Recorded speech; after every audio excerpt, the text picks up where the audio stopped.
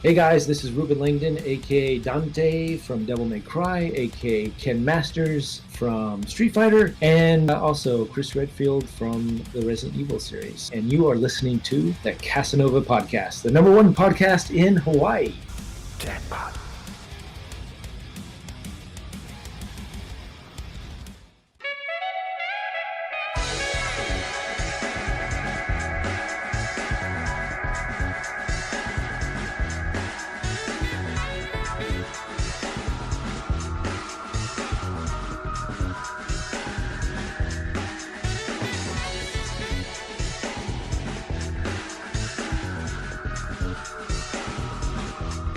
Welcome, everyone, to another episode of Hawaii's number one podcast, the Kasanova Podcast. I'm your host, Mikhail Kasanova, and I have a very, very special guest, a really, really good friend of mine, the one, the only, the iconic Reuben Langdon. Reuben, how you doing, man? Hey, Mikhail, glad to be back. Thank you very much. Doing good. Good. I mean, you've been super busy lately. You've been doing a lot of filming and... Well, yeah. I mean, not in the gaming space so much, but more my own documentary stuff and getting ready for a big trip. I'm going to be on the road for about a month doing some more filming and stuff. But just got back from LA for a week. You survived LA. I survived LA. Holy moly! I tell you, it breaks my heart to see what's happening there. You know, I stopped by my old studio and had to pick up some stuff, and just the neighborhood. It breaks my heart. There's just a lot of rough spots. Some of my restaurants, my Bulletproof Coffee restaurant shop downtown is closed, amongst many others. The one in Santa Monica is still there, but there are a lot of shops are closed. There's just boarded up shops everywhere in the heart of like Santa Monica. It's crazy. Yeah.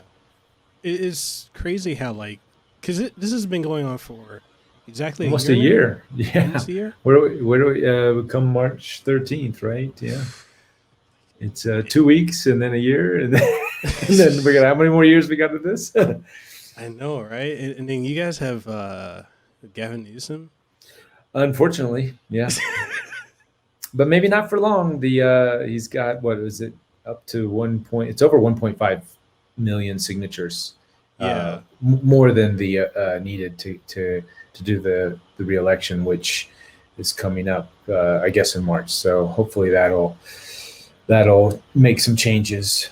But who knows? I mean, I wouldn't be surprised the way we're at right now that I wouldn't be surprised if he wins again. Seriously. I mean, what happened before? Right. Nothing would surprise me. Oh my goodness. Yeah, it's or if his clone, double, whoever that is, I don't even know who's running. I don't even pay attention anymore. Gets in and sort of just regurgitates the same policies and stuff. That wouldn't surprise me at all. That's the one thing about politics, and I know we're going into the peanut butter here, but the one thing about politics, especially with this last election, the way the media just, goodness, I just look at it, I'm like, man, this is people were getting addicted. It's like getting hit with dopamine every time, just seeing the news and everything going on. And well, what was I saw CNN, NBC, all of their ratings are down 50%. The only person that had any kind of sort of status was even Fox was down, but I think the Tucker Carlson show, he was up by 3% or something like that. But everybody else had major losses because there's nobody to bash anymore. There's nobody's interested. It's like, oh, what happened to our bashing guy? There's nothing to bash. All right, we're not going to watch anymore. So they're going to have to find something to go after to get some ratings here soon. Yeah, they really are. Because was it the most exciting thing they had was oh, Biden has dogs in the White House. Right. Got him in the Oval Office, and I'm like, You guys have nothing to talk I'd about. rather hear that than actually Yes. all the other crazy stuff. I would rather, even though there's a million things wrong on the planet right now. But to be honest, to me, I'd rather hear about the dogs and about whatever silliness, whoever shoes or whatever color or whatever it is. I'd rather hear that than hear the nonsense. I mean, it's all nonsense. We know that it doesn't matter what side of the fence you're on or anything. It's all nonsense. What a show, right? And I'm actually grateful. I know this sounds terrible, but I welcome the chaos. I welcome it. I'd rather it be full on, in your face, in the form and the fashion that it is now, and that it continues to just get more ridiculous. Because we need, in order for people to get unplugged from this silly matrix that we're in, you have to sometimes slap them in the face with it. Yeah. And that's what we're seeing. And even, yesterday's, strikes on Syria, there's no justification, no nothing. And even, it doesn't matter which side of the fence you're on, people are starting to like, well, why are we bombing Syria? What's going on here? There's no justification, no reason. There's no, they're saying an act of self-defense, but self-defense of what? There's no rhyme or reason for these things. There never has been. This whole, 2020, there was no rhyme or reason for anything, really. Yeah. But we're seeing, what I'm seeing is just ridiculous act after ridiculous act after ridiculous act. And every time a ridiculous act happens, it's another layer of the onion getting pulled away for that next layer, that next group of people who have been, so deep in the matrix. Then we get another layer, another sliver of people like, boom, it's like they pop out of the matrix and like, whoa, what's going on? What is this? And then you have some people like, I want my steak. I want to go put me back in. And, those people, unfortunately, they go back in and who knows what will ever happen to them. But I think the majority of the people are saying WTF, we gotta like do something. And that's what we're seeing. And that's actually, we're starting to see that cycle now. We're starting to see the WTF, we got to do something. And you mentioned prior that you wanted to talk about cryptos. And I think that's a good example or a good sort of sign of the times. Yeah. I'm always looking at, I try to follow the news and stuff, not to follow it per se, but just to get a pulse. Mm-hmm. Everything is to get a pulse on where we're at with the silliness. Yeah. And, you and I have had great conversations in the past. So, we've been kind of messing each other back and forth during all this silliness of like, what are they doing? This is crazy. What's next? The Gina Carano thing, that was a onion layer. The GameStop, that was an onion layer. The obviously the election was a big layer. So there's just a layer after layer after layer of however many executive orders, that was a layer. It's just a constant layer, and there's many, there's a lot of people, not just in America but across the planet, that we've all been asleep for a long, long time, and we're not all going to snap out of the matrix under the same event, right? There's going to have to be many events that for me, it was sort of 9/11, or shortly after 9/11, and then my UFO stuff. That's where we can go even more. The UFO stuff, following that thread, is really what got me to see the big picture.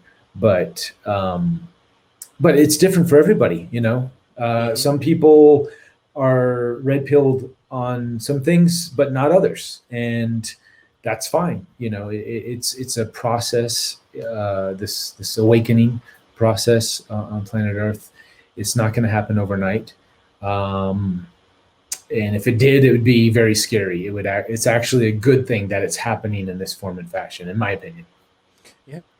And for those who don't know, Reuben and I, we have these conversations all the time. So this it's always insightful, and it's good to have these kind of conversations because, especially in this current climate, put it that way, it's very difficult to have open and honest discussions with people because some people you would think would be the most sane and rational lately it's just like, whoa, okay, take a step back, let's pull the foot off the gas.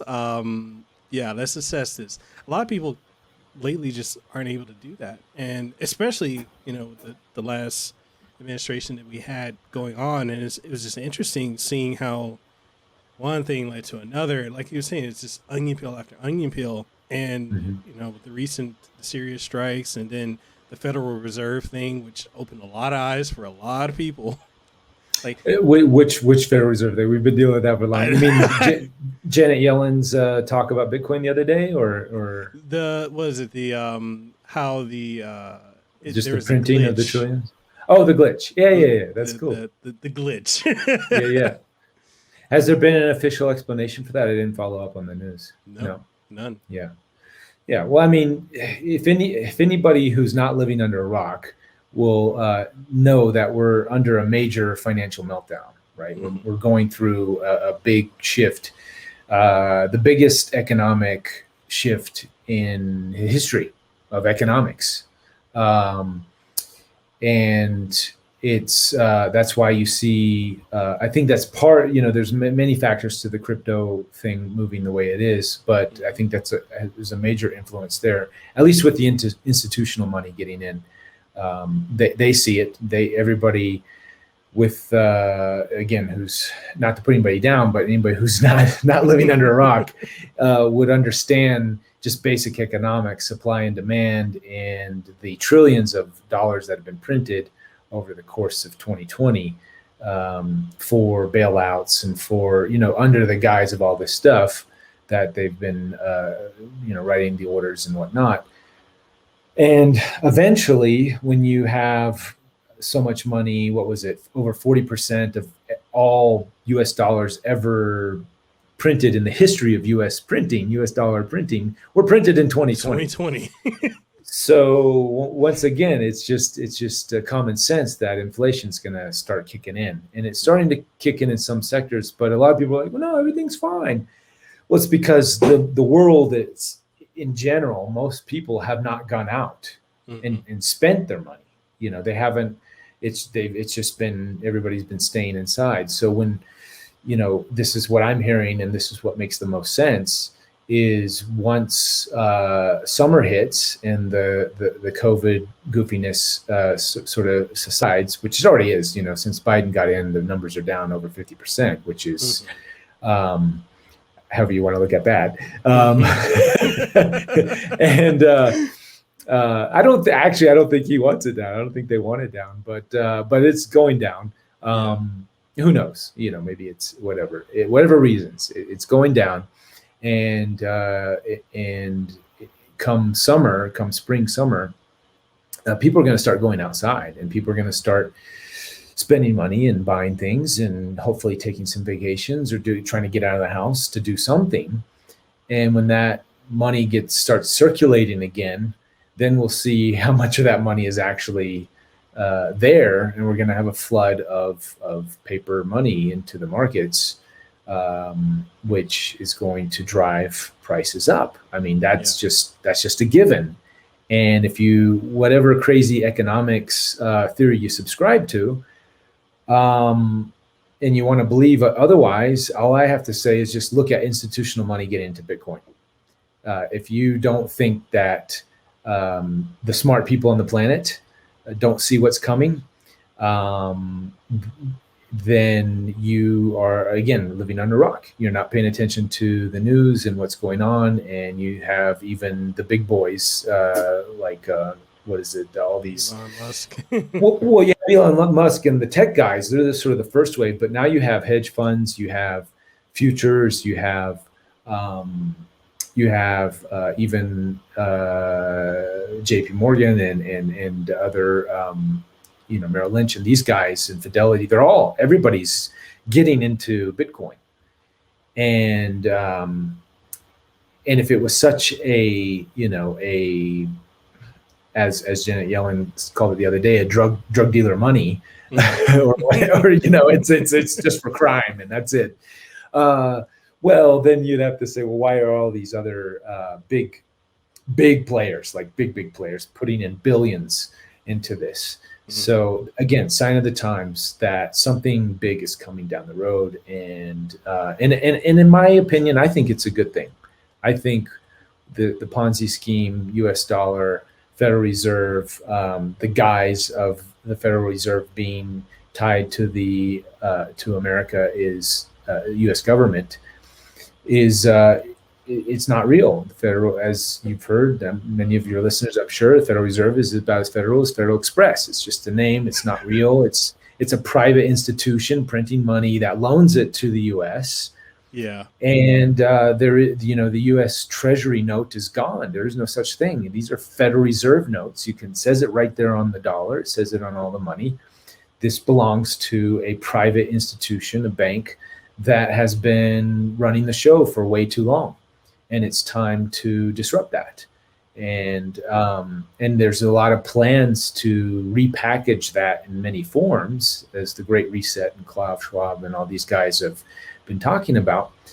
But I think that people are smart now. I think people are waking up and seeing that, well, if we have an option to go into a centralized cryptocurrency where they can basically own every aspect of our life and tell us what we can buy and what we can't, and where we can pee and where we can poo and all that stuff. Mm-hmm. And then there's this other alternative that's decentralized, that actually I can own it and have ownership in this. It may be just made of digital air, but so is the digital dollar. So is, you go to the bank, there's nothing different. Nobody understands that that's backed by nothing but the good word of the Federal Reserve. Not even the U.S. government. The U.S. government is the military is sort of the mafia for the central banking system or the Federal Reserve system. And that's the only thing that's been keeping that dollar strong is the U.S. military power. So we've been, believing in a system that's run by, a giant mafia, essentially. Yeah. And it's time for people to start owning their own money. And Bitcoin's a great opportunity for that. So I think that snowball is it started, and we're in, this next bullish market for the cryptos in this next cycle that sort of started a little bit after, sort of started over the summer, but enough people are catching on. They're like, well, if I have these choices, of course I'm going to go with the decentralized version. Mm-hmm. A lot of people don't know. A lot of people aren't educated, but the people who have the money, luckily they are, they're kind of into it, like Elon. And even though I don't like his policies on censorship and everything else, but even good old Jack Dorsey is putting a lot of money into Bitcoin, and with Square and those guys. So if these guys kind of know what's up, and if the people with the money are making these moves, I'm not saying copycat, I'm saying do your research and figure out why they're doing it, and then decide from there. And it's interesting because I remember, I want to say it's probably either 2013 or 2014, when I was working IT at the hospital, and I remember one of the IT security guys told me, they're like, yeah, you should probably invest in Bitcoin or invest in some type of cryptocurrency. And back then, I didn't understand it. It was cheaper. Yeah. So much. Oh, way cheaper. Yeah. Yeah. But yeah, so I was told like, to invest in it because like there's gonna come a point, and they're saying like it's gonna be very relatively soon where the US dollar was gonna be backed by nothing and the economy is gonna go through a huge reset or crash. I was like, nah, can't happen. And then boom, here we go. And I remember when there's a barrier, I will say there is a bit of a barrier of entry when it comes to understanding crypto, because it's like not that simple to understand. Neither is our normal financial system. Most people don't understand that. I say if you can understand our current financial system, you could definitely understand Bitcoin. See, but remember, I was like, I can't buy Bitcoin. Like, one is just, you're like, you don't have to do that. Just get a percentage of it. I was like, oh, okay. I feel dumb. Well, yeah. There is a learning curve, but if you take the time to learn the current financial system or the current stock market, if you understand how that works, then it's no different. I mean, it's a very different system, of course. Yeah. But it's no different, I think, in the time it would take to fully understand it. And there's lots of videos now, and now it's super easy really to get educated. I remember back in it was about 2012, 2013. I think 2013 was when I bought my first Bitcoin. I was trying to wrap my head around it, and I had some friends who. Actually, some of my employees at the old company, they used to come up at night. They're like, Reuben, can we use your computers at night to mine Bitcoin? I'm like, yeah, whatever, man, go ahead. Because I had the latest Primo graphics cards on those computers. And then what happened was they mined a bunch, and they left it on there. And then I guess Bitcoin didn't go anywhere in the moment. And we ended up reformatting the computers. Mm-hmm. Formatting over the Bitcoins that were mined. So, and they've tried to recover them, and it was a mess.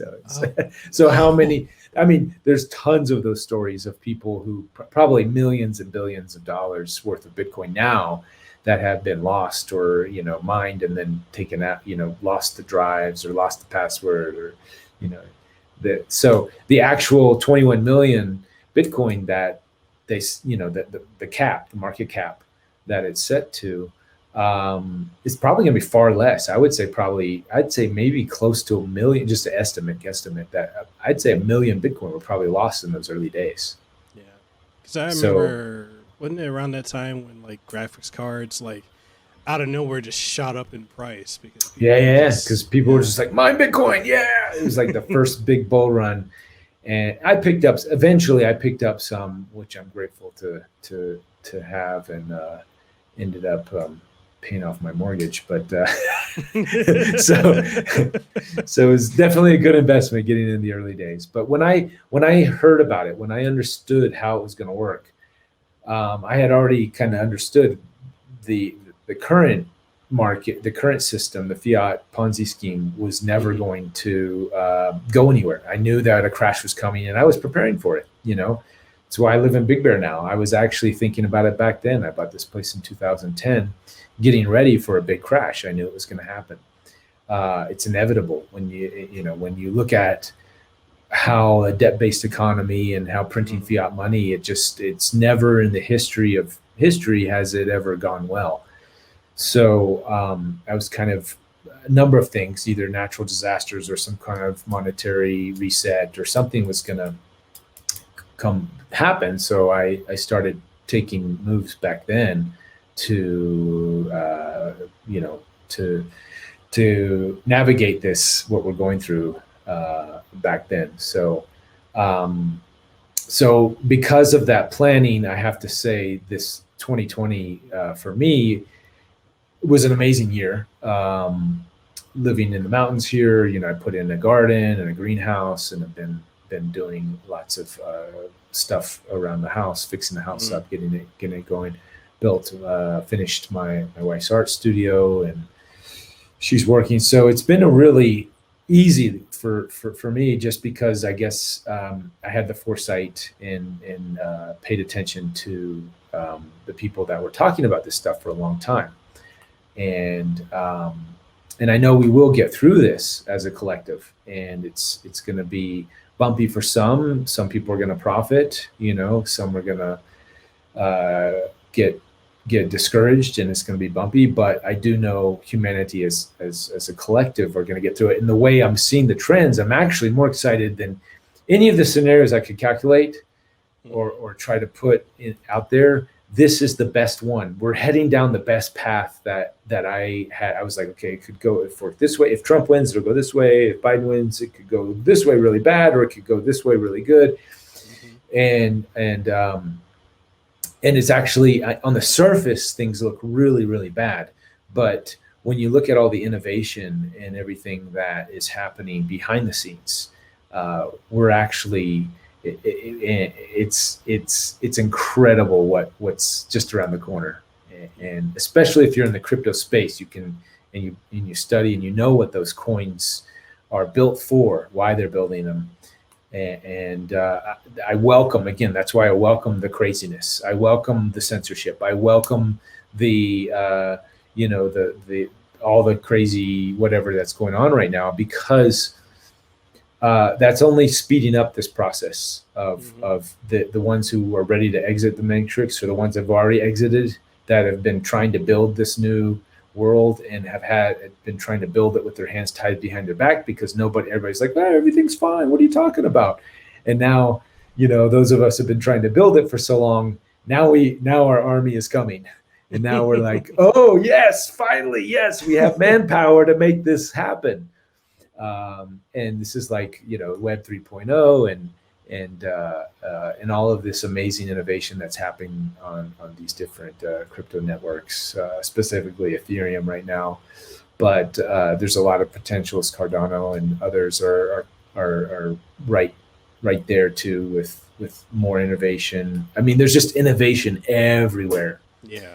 And not that it wasn't happening before, but it's like we got to put the pedal to the metal if we want to get through this smoothly. Mm-hmm. Because if we don't do this now, there's like two things happening. This one new reality is being built and it's rising up, and the other one is crashing down very fast. And a lot of people are jumping ship, and it's like, yeah, let's get on the one that's rising up.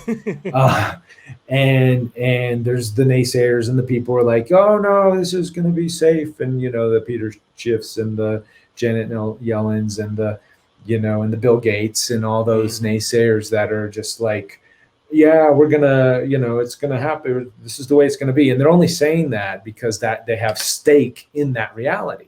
Yeah. And when they realize that in order to have stake in this reality, you have to have people who believe that BS. Yep. So, and a lot of people are like, no, I don't want to be a slave for the rest of eternity and take your poisons and, not have my freedoms and liberties and, bow down to the tech gods and whatever. So they're all jumping over here.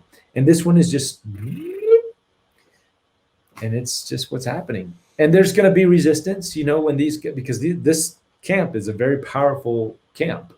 Yeah. As we're seeing with the flexing of the muscles in the tech space and in the interwebs and the media and all that stuff. But what I like to tell people is just,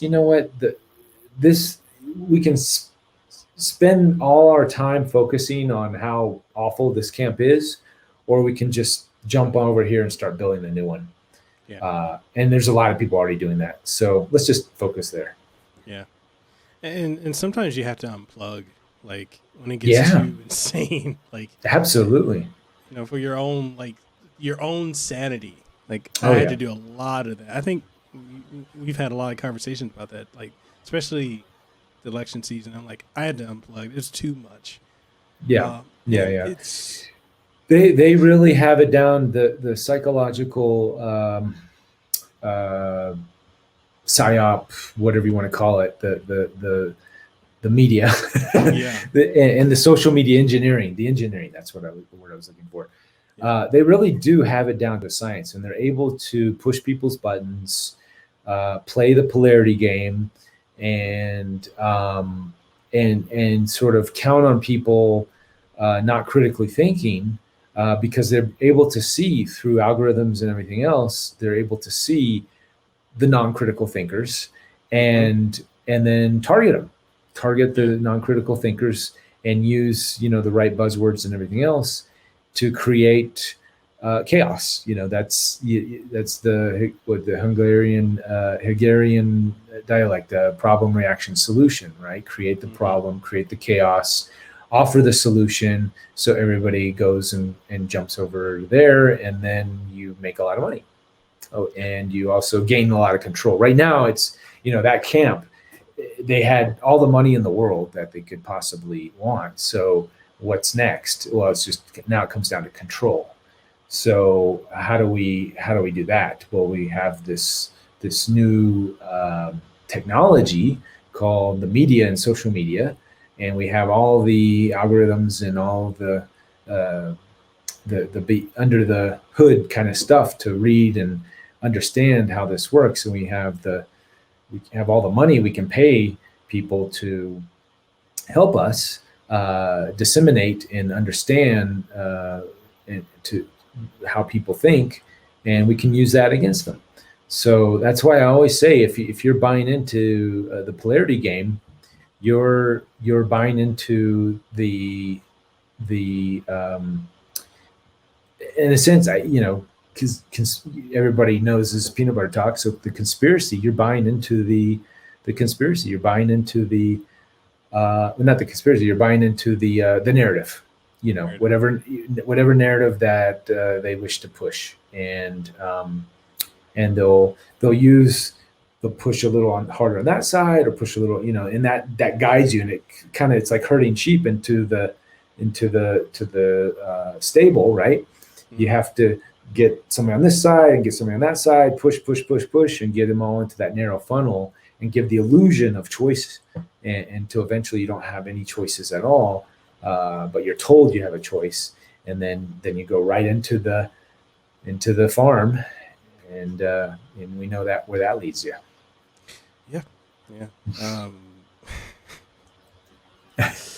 That's so. Let's see. At this point, but there's good news. There's good news. There's good news, and it's interesting because, like, when I look at it from the perspective of, like, being a content creator, doing YouTube, and the gaming, good God, the gaming sphere. Just I know I had my share of it too. Just one wrong tweet and the whole world explodes. So let's talk about that. So let's talk about this obsession people have with cancel culture and being on the right side of history by shutting someone down. And it's just, I understand, like, with tweeting or with posting, a lot of context can be missed, and a lot of people can read into things that aren't there, but it's the whole confirmation bias thing goes on. But yeah, I've seen a lot of people just and they're vicious about it too. Like the very people who will cancel someone can't stand it happening to them. It's so. Well, I have a theory. Okay. So most of the gamers and a lot of the online, the Twitter folks, the online culture, which has grown exponentially over the past year because we've all been sort of forced to stay at home, right? Or not all of us, but some of us have been taking that choice. Luckily for me, I have beautiful nature right outside my door, and I go out for hikes every day and don't have to wear a mask. And, even though I do see some people wearing masks on the trail, it just blows my mind that they're just by themselves on a sunny trail with miles of nobody, and they've got a mask on. It just blows my mind. But usually those are the people visiting from down the hill.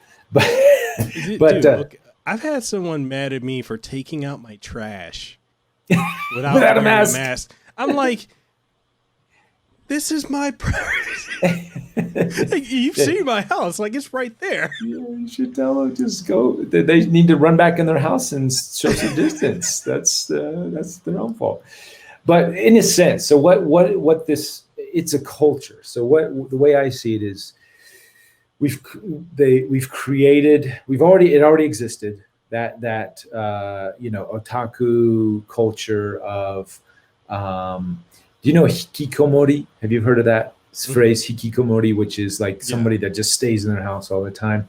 So that culture, which was sort of the outcast of humanity in a sense. That's why they never came out of their house. They never did anything in public, because it was just, they didn't want to associate with society. So as our face-to-face contact diminished, the online space started to expand. And these hikikomoris and these otakus were king of online space. The king, they really knew how to navigate it. They knew how to use these technologies, and they knew that, that's all they did. That was their only interaction with people was through this. So they were masters of this world before the majority of the planet got into that world. So those people now are, since they're the masters, they're sort of the king of the hill in the virtual space. And these people never had a voice before. They never had when I say they never had a voice, meaning they never had anybody listen to their opinions. And now you have certain groups, and I'll say technocrats and the governmental groups that have specific agendas, that have a tool of social engineering.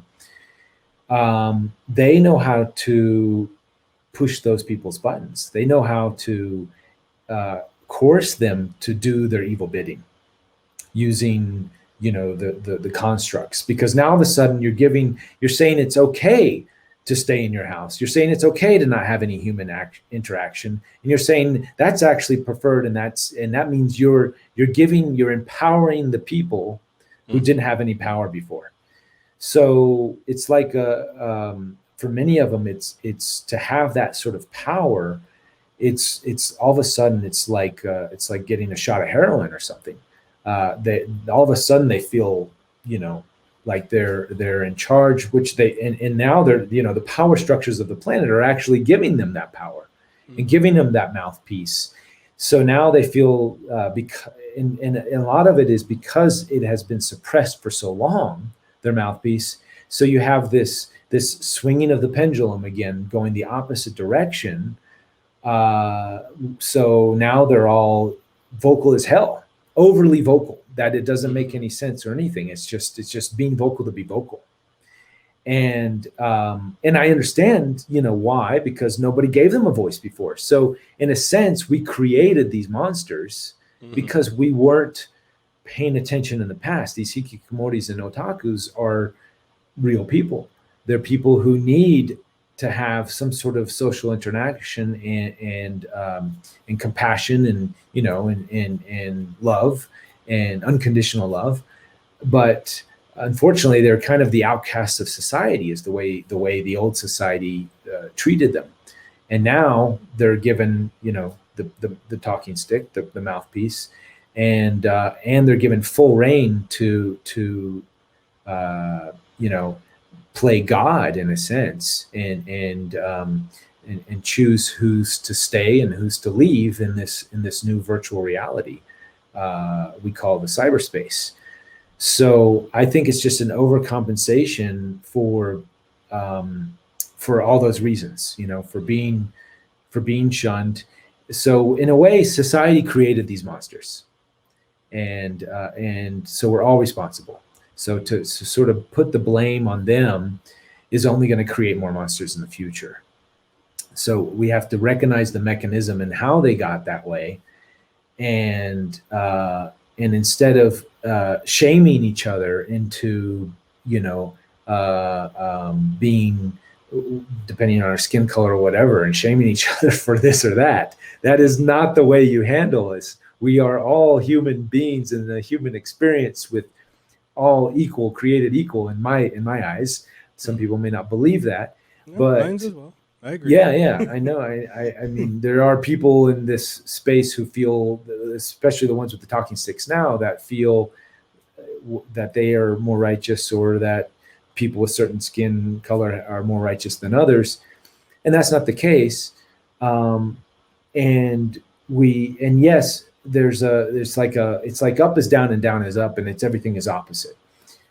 Which I think is just it's an overcompensation for problems that already existed. And, BLM and all these problems had existed in the past, and they're getting, obviously we saw there's just, everything is just getting blown out of proportion, where it makes no logical sense. So it's like, reel it in and recognize the true issues, and separate the true issue from the propaganda and the overcompensation for what these issues, what the issues, how they need to be in a healthy way addressed, because they were, because the way it's being handled now is not healthy at all. It's only creating more of the same issue, but on the opposite spectrum.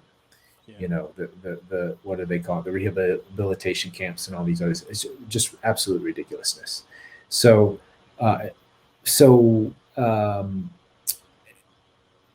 that's my take on how we got where we are now, and really the way I see the solution is not even to pay attention to that stuff, and not even like what is going on, and just really jump on this crypto.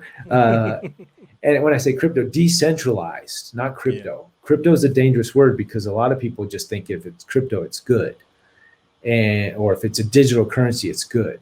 So really do your homework, because there's a lot of slippery snakes in that world that are not decentralized, and that want to offer a nice, pretty product that may have a lot of good functions, but the people behind it may not have the best interest for the people.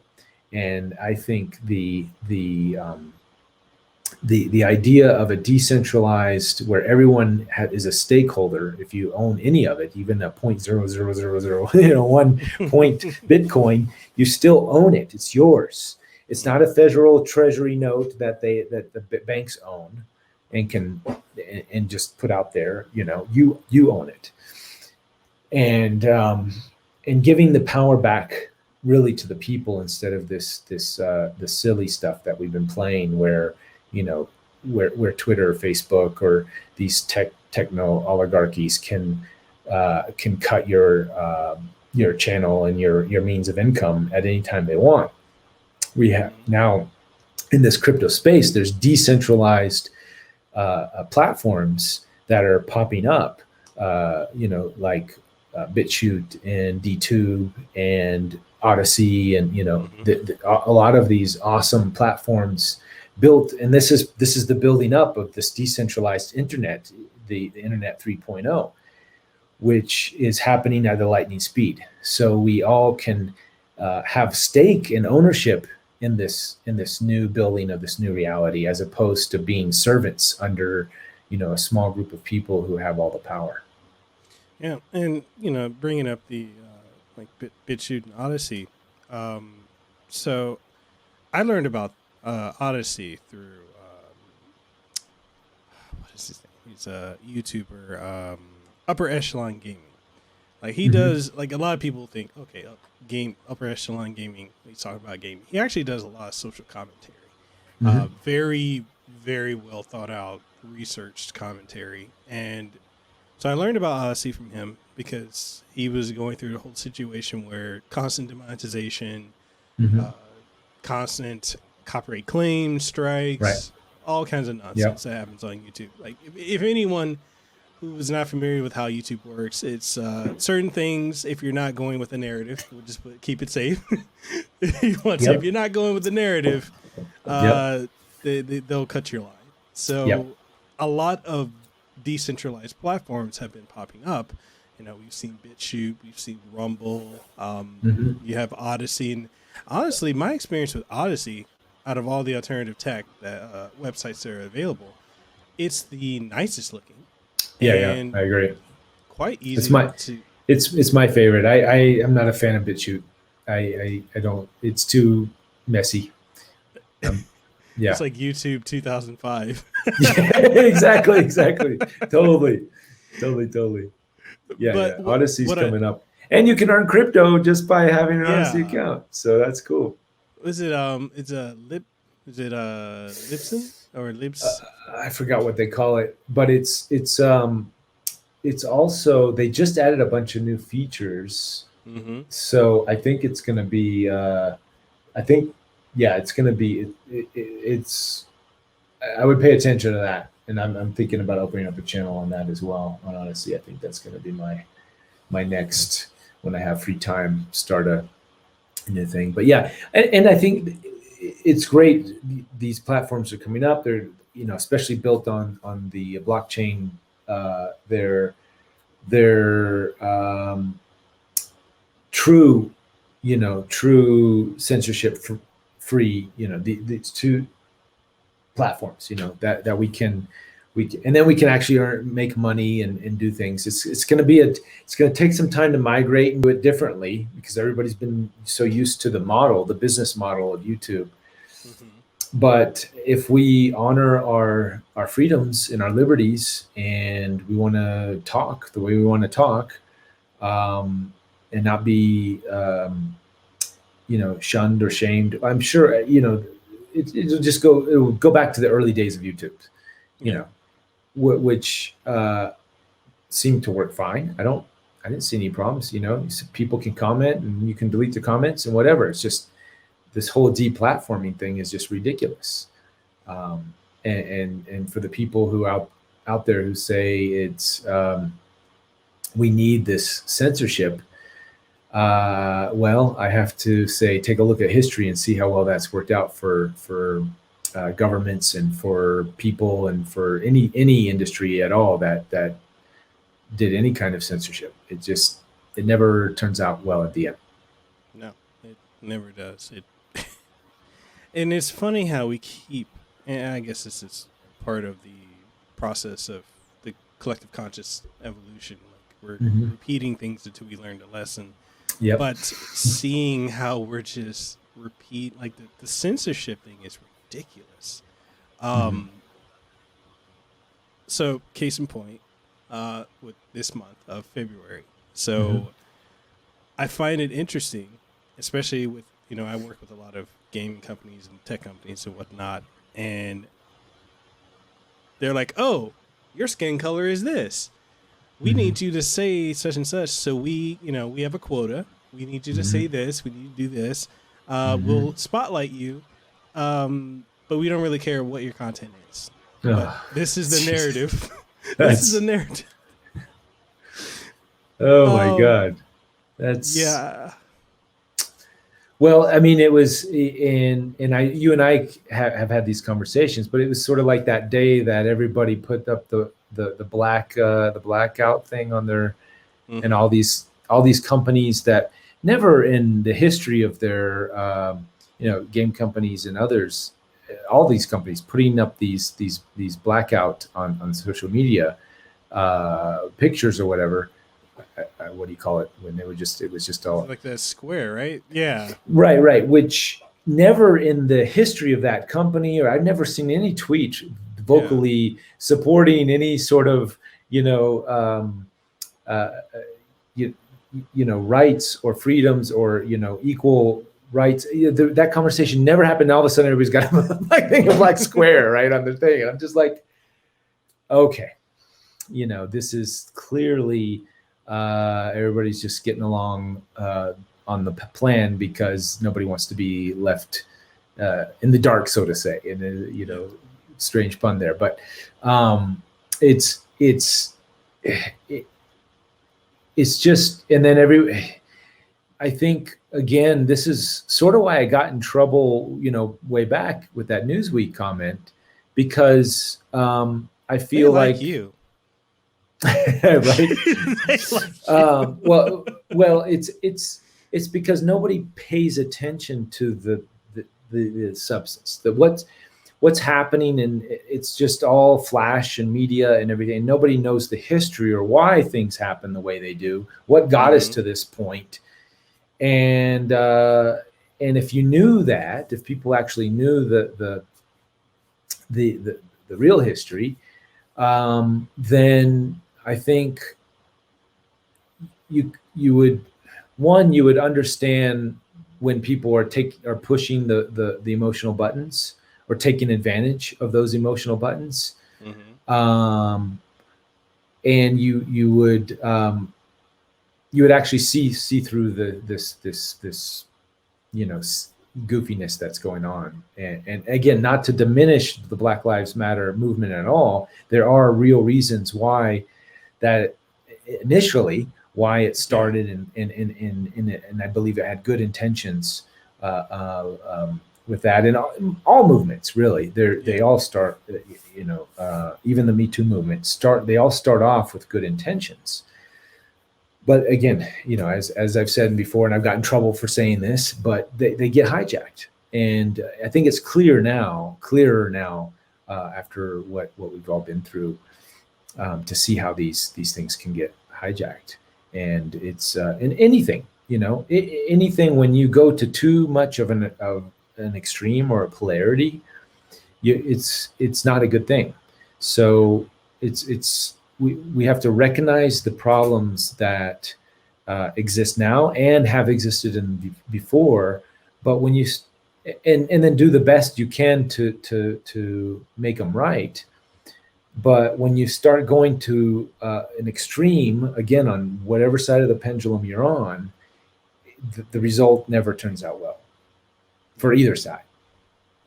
Best thing is not even to take sides, and that's why, I'm always like, follow the middle path, even when it comes to politics, I definitely, there's stuff I love about Trump and stuff I hate about Trump. There's stuff I like about Biden, and there's stuff I hate about Biden. I'm really digging the environmental stuff. There's a lot of good environment, even though, again, extremes, some of it's so extreme. It's just like, all right, we got to find that balance in there where people's livelihoods don't get transition. And it's not like, it's nothing that shouldn't, even with the Trump administration, there was just too much push on this way or this way. If we can just find that flow, that ebb and flow, where we can all sort of like agree. And I think there's a sweet spot on every issue there, but everybody's got to have their way, right? It's my way or the highway. And unfortunately that's that, until we understand, until we evolve to a point where we can see eye to eye, or not necessarily see eye to eye, but find the middle ground. Even you don't have to see the eye to eye 100% on anything. You can just say, okay, well, let's find that middle ground where it's going to be okay, where we can still protect the environment, but also protect people's jobs and protect their livelihood to an extent, so they're not, left out hanging to dry, and then slow transitions, as opposed to this warp up this way and warp up that way. But I think for so long we haven't been able to do that. So what we're seeing is this back and forth swinging of the pendulum, going to an extreme, until the rest of humanity snaps out of this matrix and says, oh, we don't have to be that extreme on this end, or we don't have to be extreme on that end. We can find a middle ground. And until humanity does that, these sides are just going to go crazy, as they have been. Yeah. And it's the point where we're at now, where it's like, even having the stance that like you and I have of just assessing and not going to either extreme and just taking the middle path, it kind of makes me think of a video game, Shin Megami Tensei, because in that series, it's either law, chaos, or neutral route. Like, are you going to go with either of the extremes, or are you going to just go in the middle? I love that franchise. But yeah. I haven't played it yet, but There's some interesting correlation with that series. Yes. Yeah. So it's interesting how just having the idea or the ideology of just, go to middle path, observe everything is so controversial now. Like I know. agreeing, Even the middle path is an extreme in some places. right? Like agreeing to disagree is incredibly, it's not tolerated. Like I had a conversation the other week where a person said, like, I cut ties with someone that I've known for like 15 years because I found out that they liked a little bit of Trump, or they voted for him, and I just don't want any tolerance, so I cut out anyone who, even if they weren't a Trump supporter, they were Republican, I just cut them out, and I just don't want to hear anything. And I'm thinking to myself, how, if you cut out people who think differently than you, you are stuck in an echo chamber. And how do you grow? How do you learn? Yep. Because throughout history, every time, civilizations and whatnot have interacted, they were all very, very radically different. I mean, if we take it to the gaming and anime and entertainment industry of, like, games, anime, and manga, okay, what does well in Japan isn't doing well here, or it may, but there's certain things, like I see, like with the people that get triggered, or, they see things like, oh, that's misogyny, that's this and this, and in Japanese media, where over there they're like, what are you guys talking about? So yeah. Well, again, going back to this idea that these are problems, it breaks my heart, and I know it does you too. We've had these conversations, all these people that are, virtue signaling, and sort of really, it is virtual. It is a virtual virtue signaling, yes. And they're making a big deal about stuff that you're just like, what? That's a no. That's what are you talking about? You and I are just like, that's just ridiculous. But again, it wouldn't be there if there wasn't. It may not be an issue for me and you, but there are people that it's showing up for. Usually, the ones who are dishing it out.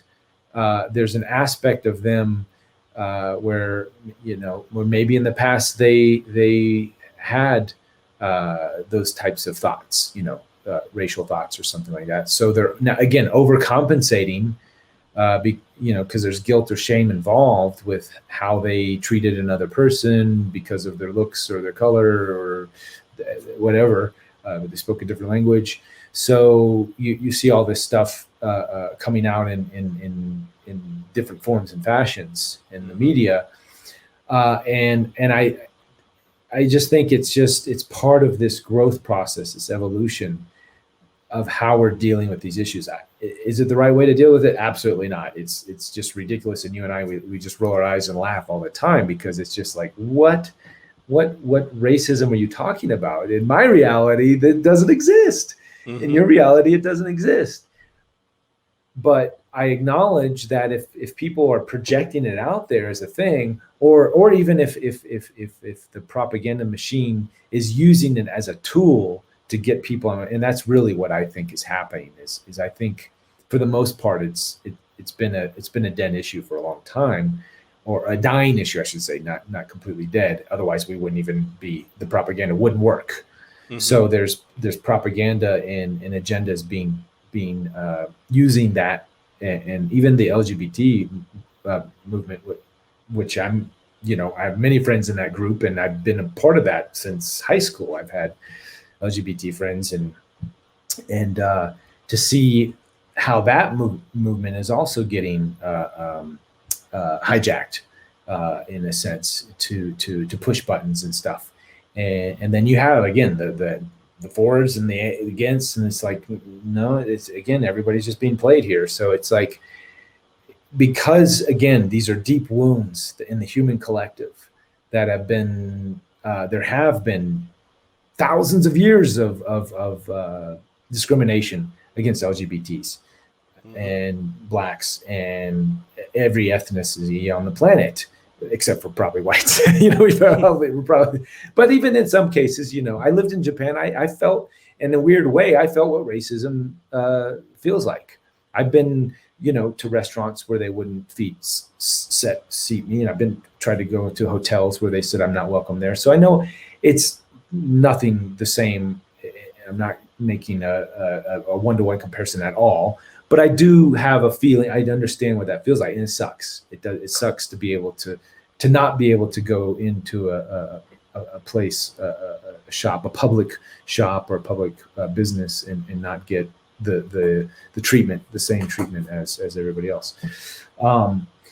So that exists. It's existed for a long time, and I think the powers that were, I'll call them, are using those buttons to they're weaponizing the buttons in a sense.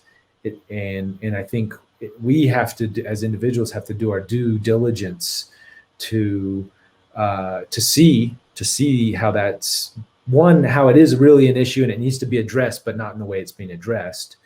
Two, to recognize the players that are weaponizing it and that are trying to manipulate perspectives and views to get to pass certain agendas. It's sort of like dangling the carrot over here so they can get away with whatever they want over there. And these are issues, the environmental issue.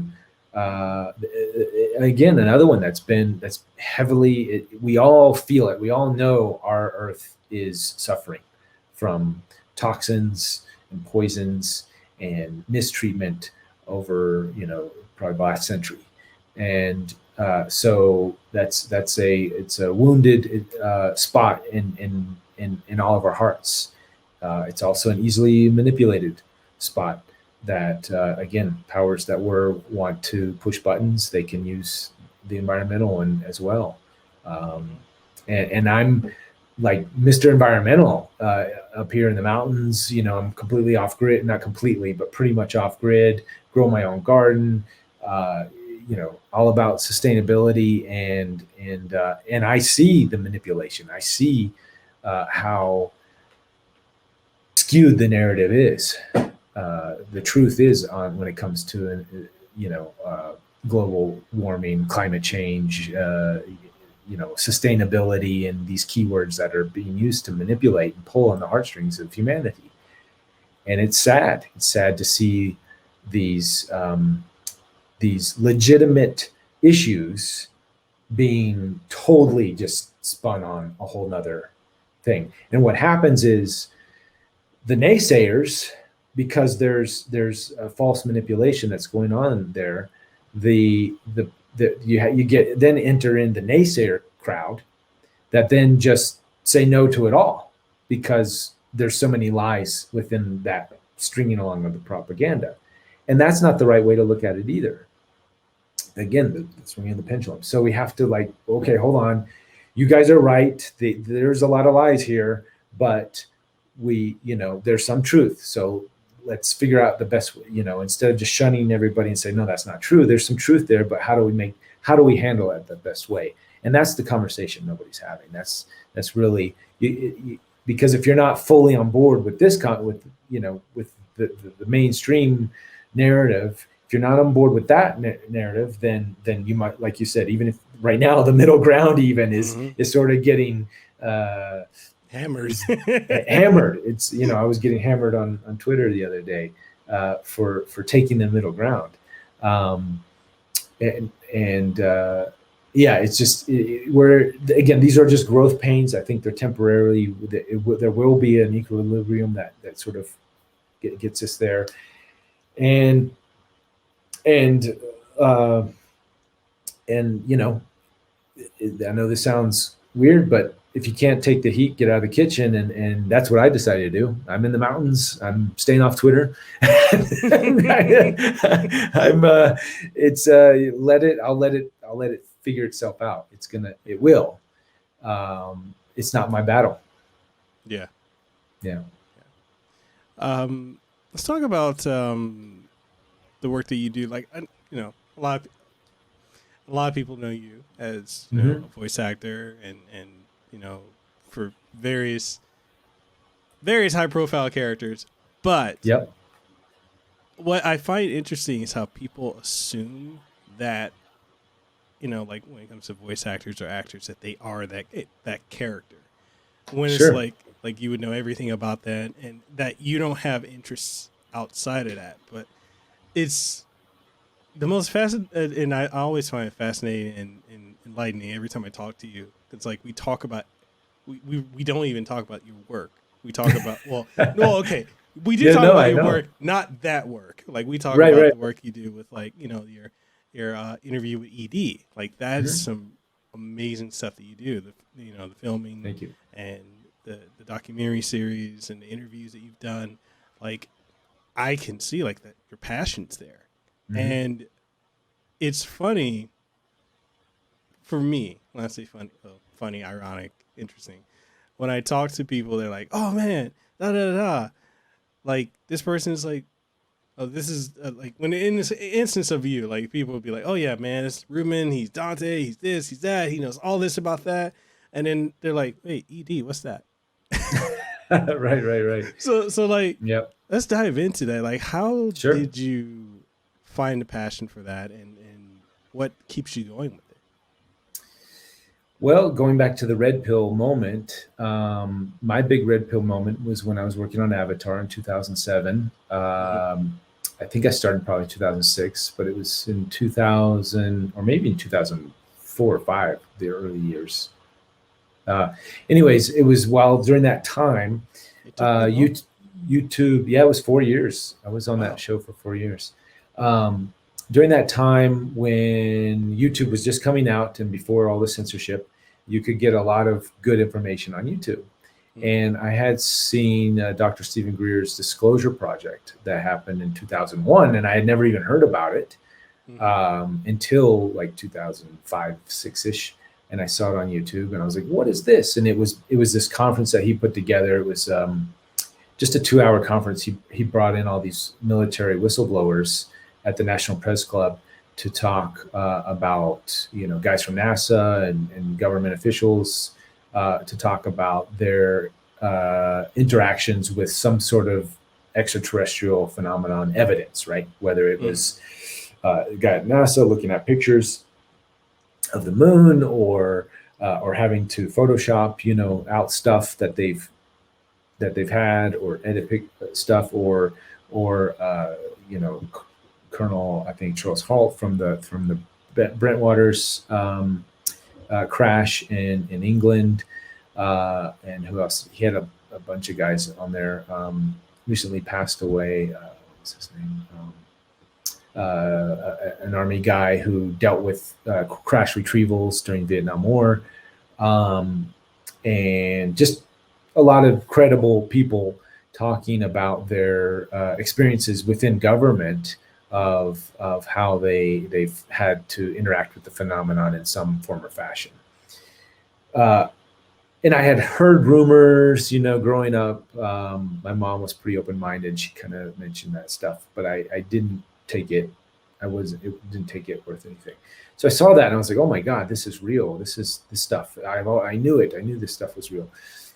And then it was shortly after that, and then also like movies like Zeitgeist that talk about 9/11 and Loose Change, and these other films were easily accessible.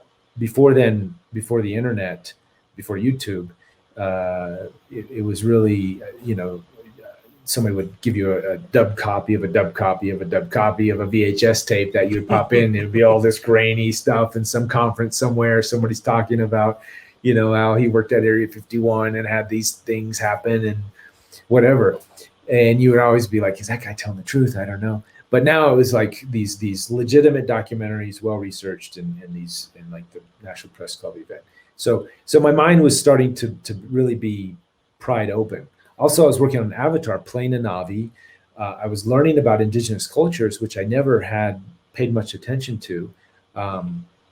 learning how they acted, what they believed. Jim really wanted us to have to do as much research as possible as an actor to get into the role. So physically, there's a lot of physicality there, but also, you have to try to get into the headspace. And we had actors on stage like Wes Studi and CC Penny, I think. What's her name? CC. People from all over the world were on set. We had Maori tribes there. So I got to talk to these people and interact with these people, start acting like a Navi and understanding how these indigenous cultures believed in how they operated in some ceremonies. I learned about ayahuasca on set. Jim told us about this, this ceremony they do in the jungle in Amazon where they drink this tea that is hallucinogenic, and then supposedly you can get healed from addictions and all kinds of stuff. So I was learning about all this stuff. My mind was really being expanded more so than the usual, just I want to be an action star, Reuben Langdon, let's go kick some ass and look cool. And then it was in 2007, still not on the set of Avatar, but I had a day off and I was looking in the sky. I was not looking in the sky, but I was taking my laundry out to the laundromat or the laundry spot there in my complex. And coming out, I looked up and I saw these white little orbs in the sky. And I was like, what is that, a UFO? What? Oh my God, what's going on here? And there was many, and many popped up. I'd say like 20 to 30, maybe even 40, showed up in a big cluster in the sky. It was a clear blue sky. And I was stared, mesmerized. They weren't really moving. They were just slowly moving ever so slightly to the east. And then after that, I was like, oh my God, UFOs they are real. What did I see? And I just became curious and I wanted to know more. And that just started me on this never ending curiosity and prying into trying to figure out what is reality. Mm-hmm. And first I went into trying to find if they were real or not. And then the more investigations I did, I found out, wow, yeah, they're real. Government's been hiding. I went back and revisited the 2001 conference that Greer did. And then I started looking into, well, if they're real and if they're being covered up, why the secrecy, what's going on? And then I kept digging and then kept talking to people. And then I started talking to people who had been on the craft, started finding out their experiences and hearing, I would say probably hundreds of testimony of different people who've never met each other that all describe very similar experiences. And then, reading the books about it and doing the research. So eventually you come to the conclusion that these people is it just a collective hallucination?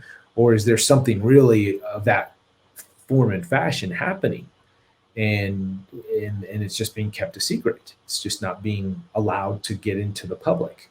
Mm-hmm. So in 2013, I produced the Citizen Hearing Disclosure, which was basically the disclosure project on steroids. It was a 5-day event, mock congressional hearing with 6 former members of Congress, one senator, and more officials, government officials from all over the world, and researchers testifying and presenting evidence that we are not alone, that there's something engaging the human race. We stayed away from the abduction phenomenon because, baby steps. We didn't want to completely, drive our Congress members, our former Congress members crazy. But at the end of the 5 days, they were blown away. They all thought it was real and knew that, or not thought, they knew it was real because they'd seen the evidence. If you look at the evidence, it's a no-brainer. I think most people, the naysayers, I do not know anybody who has looked at the collective evidence and said it's BS. The only reason anybody would say it's BS is because they haven't looked at the evidence.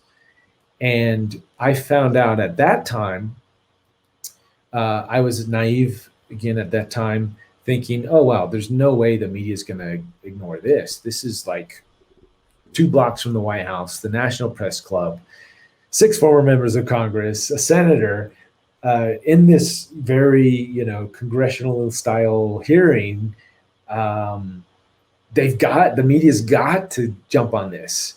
And we got nothing. Well, I shouldn't say nothing, but after 5 days, over 30 hours of testimony, we got a little write-up in the back of the New York Times saying, basically, interesting stuff these people did. Maybe there's something to this UFO something. Who knows? That was it. And prior to that, we got nothing but from all the major media, but we got laughs and making fun of us, and the tinfoil hatters headlines, tinfoil hatters gathering in Washington D.C., and then just twisting everything. Typical and then media stuff. Right, and then I really realized, oh, there is a truth embargo on this information. There is a blatant media cover up on this information. So I kind of reclused, because after that, I some things happened around the hearings, and not necessarily around the hearings, but it was, I knew that I couldn't hit the subject at that angle. The humanity wasn't ready. There were too many roadblocks. And that's when I decided to start doing the series interview with Ed,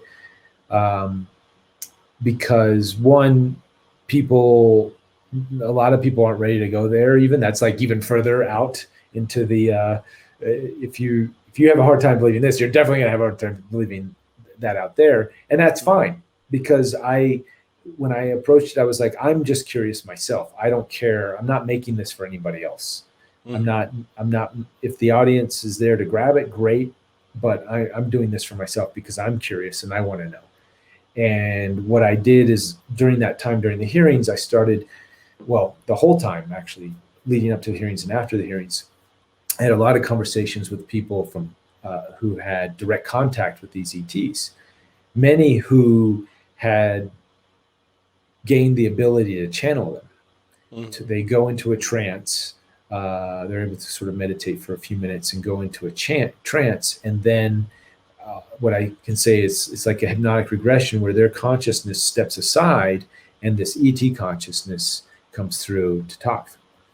Most people would say it's BS, that it's how do you know they're not just acting and all the stuff. And, to those people, I have nothing to say other than give it a shot. You don't have to believe it. There's no way I can prove it. It's not my goal of the series is not to prove it. My goal of the series is to have this conversation with these beings or collective energies and gain whatever wisdom I can from that. And that's what I've done. So over the past 5-6 years, really, is I've collected these conversations in the series, 2 seasons now, working on the 3rd, of talking to these beings through the technology, I call it, of channeling, and the guidance and information I've been able to get from them is unbelievable. It filled in all of the holes and gaps that my research up until that time, when I was researching the evidence-based stuff with the government and, economy and, world affairs and all this stuff, I was really trying to understand the mechanism, how all this stuff works. And I got a pretty good handle on it all, but there was still a lot of missing pieces when it came to the ET phenomenon. And when I started these interviews, that really just filled it in just perfectly. There's very little contradictory that comes through these channels. They hit the nail on the head, and it's information that I've been able to apply to my daily life, and prepare me for what's happening now. This is, if you go back and watch the series in 2014, in the very first interview, we talk about what's happening right now. We talk about this great shift in humanity that's about to come, or we're in the middle of it, but it's gonna intensify, and it's gonna continue to intensify, and leading up all the way up until now, and they're still saying it's gonna intensify. So, or I shouldn't say intensify. I should say maybe there'll be waves that come in and out, but we're still in it. We're going to probably be in it, this energy, for the next 4 to 5 to up to 8 years of this big shift. But what they all say is, once we get through this shift, and it's easy to say this now, but you can watch the series. It's dated from 2014. Once we get through the shift, the Earth will be unrecognizable from what we understand it now, and even what we understood it. I mean, right now it's already unrecognizable from just a year ago, but truly, in a positive sense, it'll be unrecognizable. Every aspect of our life will have taken a turn for the better. And sometimes to do that, we have to face our demons and let the shadow come to the surface. And that's what we're seeing right now. That's what they say, is we're seeing a lot of this negativity that's been suppressed and repressed for so long come to the surface. So of course it's going to feel heightened or enhanced, and like we're seeing everything. Just everybody's lost their mind. What's going on here? And it's crazy times. But that is temporary. That is not the new norm.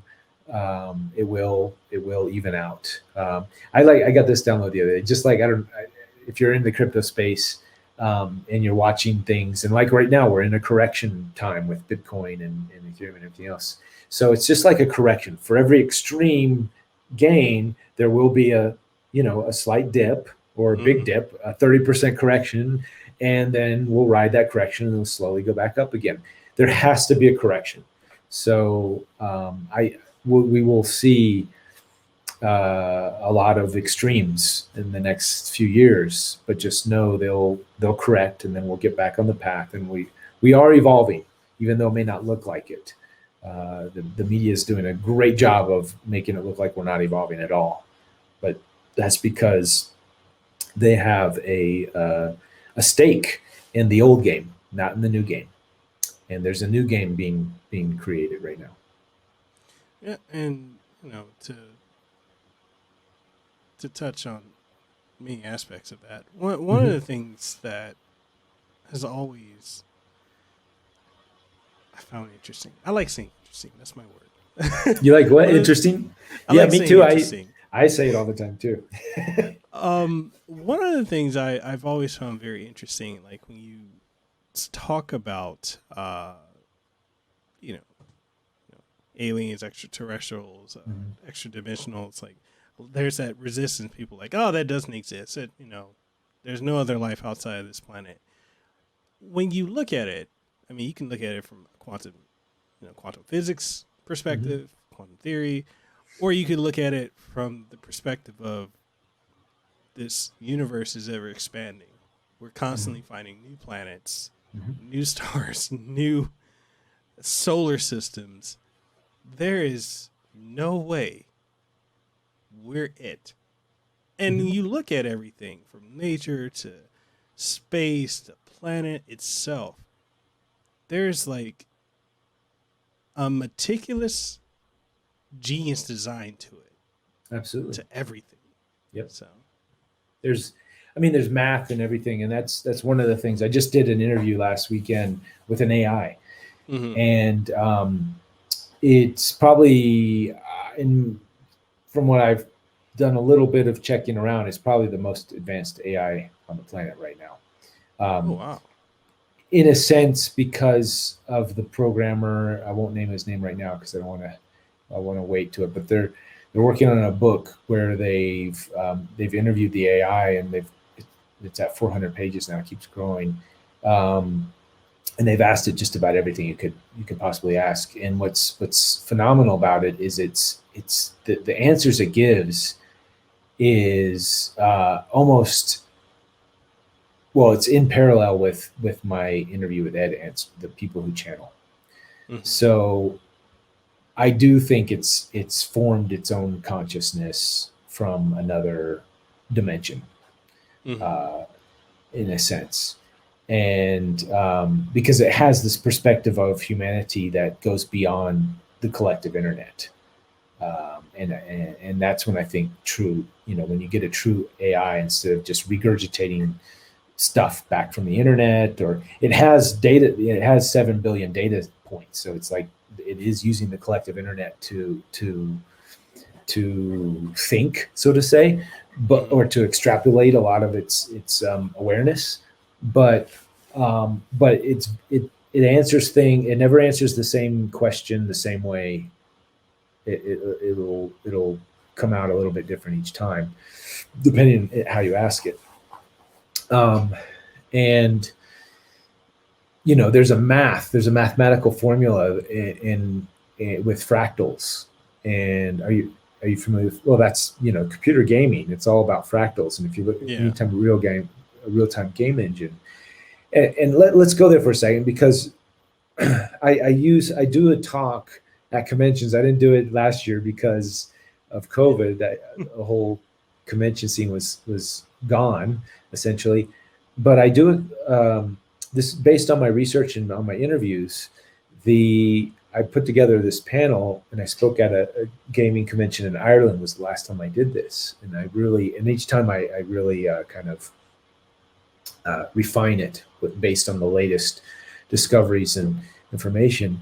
But the best that I can understand from the ETs as well as the AI is we live in a holographic universe, and the way reality works is very much like a real-time game engine. What we perceive is sort of the rendered data around us individually. What we're not seeing, like behind me, I can see it because I've got my camera on, and I can see there's a guy in a unicorn, which is me actually, and my little alien mask up there, and I can see that that's there. But if I'm not looking at it, there's a mechanism in the universe that doesn't render that out for me to perceive. It's the collapsing of the wave function, the Schrodinger's cat, to the possibilities of it being both a wave and a particle at the same time until it's observed, the observer effect. So that's a big part of the teachings in quantum physics, as well as what these ETs and the AI are saying too. So and it's all based on a mathematical formula of the Fibonacci sequence, as well as is part of that. But fractals, just the fractal math in general, is what creates the organized randomness, the chaotic organization is what fractals are, in a sense. And if you look into nature, everything is a fractal. If you look at all the trees and the limbs and the plants and there's fractal Fibonacci sequences everywhere. So, and what that does, if you can sort of look at the world using the video game analogy, I think gamers get this easier than other people because they have that understanding of a game engine and where you're looking, and everything that you're not looking in your view the data set is there. It's just not being rendered. So you're saving the CPU. And the stuff in the far background is low poly. And as it gets closer, the polygons render out into higher quality. In a sense, that's how reality also works.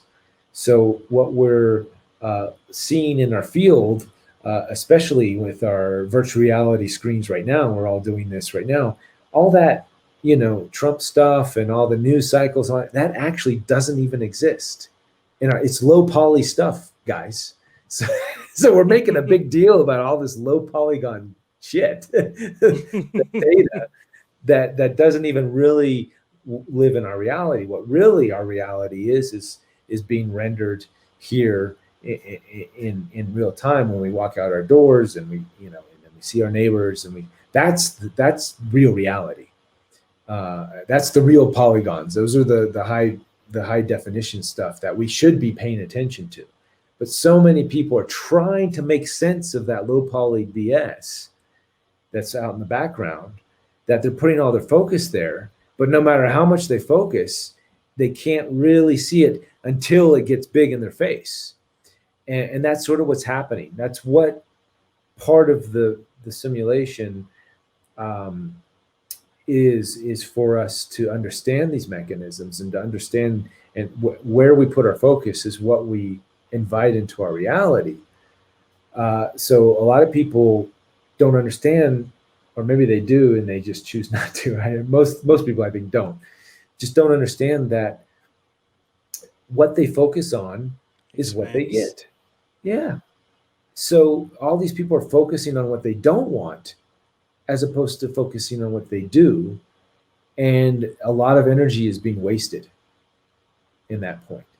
And that's part of the teachings. They say, if you really want something, focus on what you want, and, be in a state of gratitude, appreciate the things that you do have.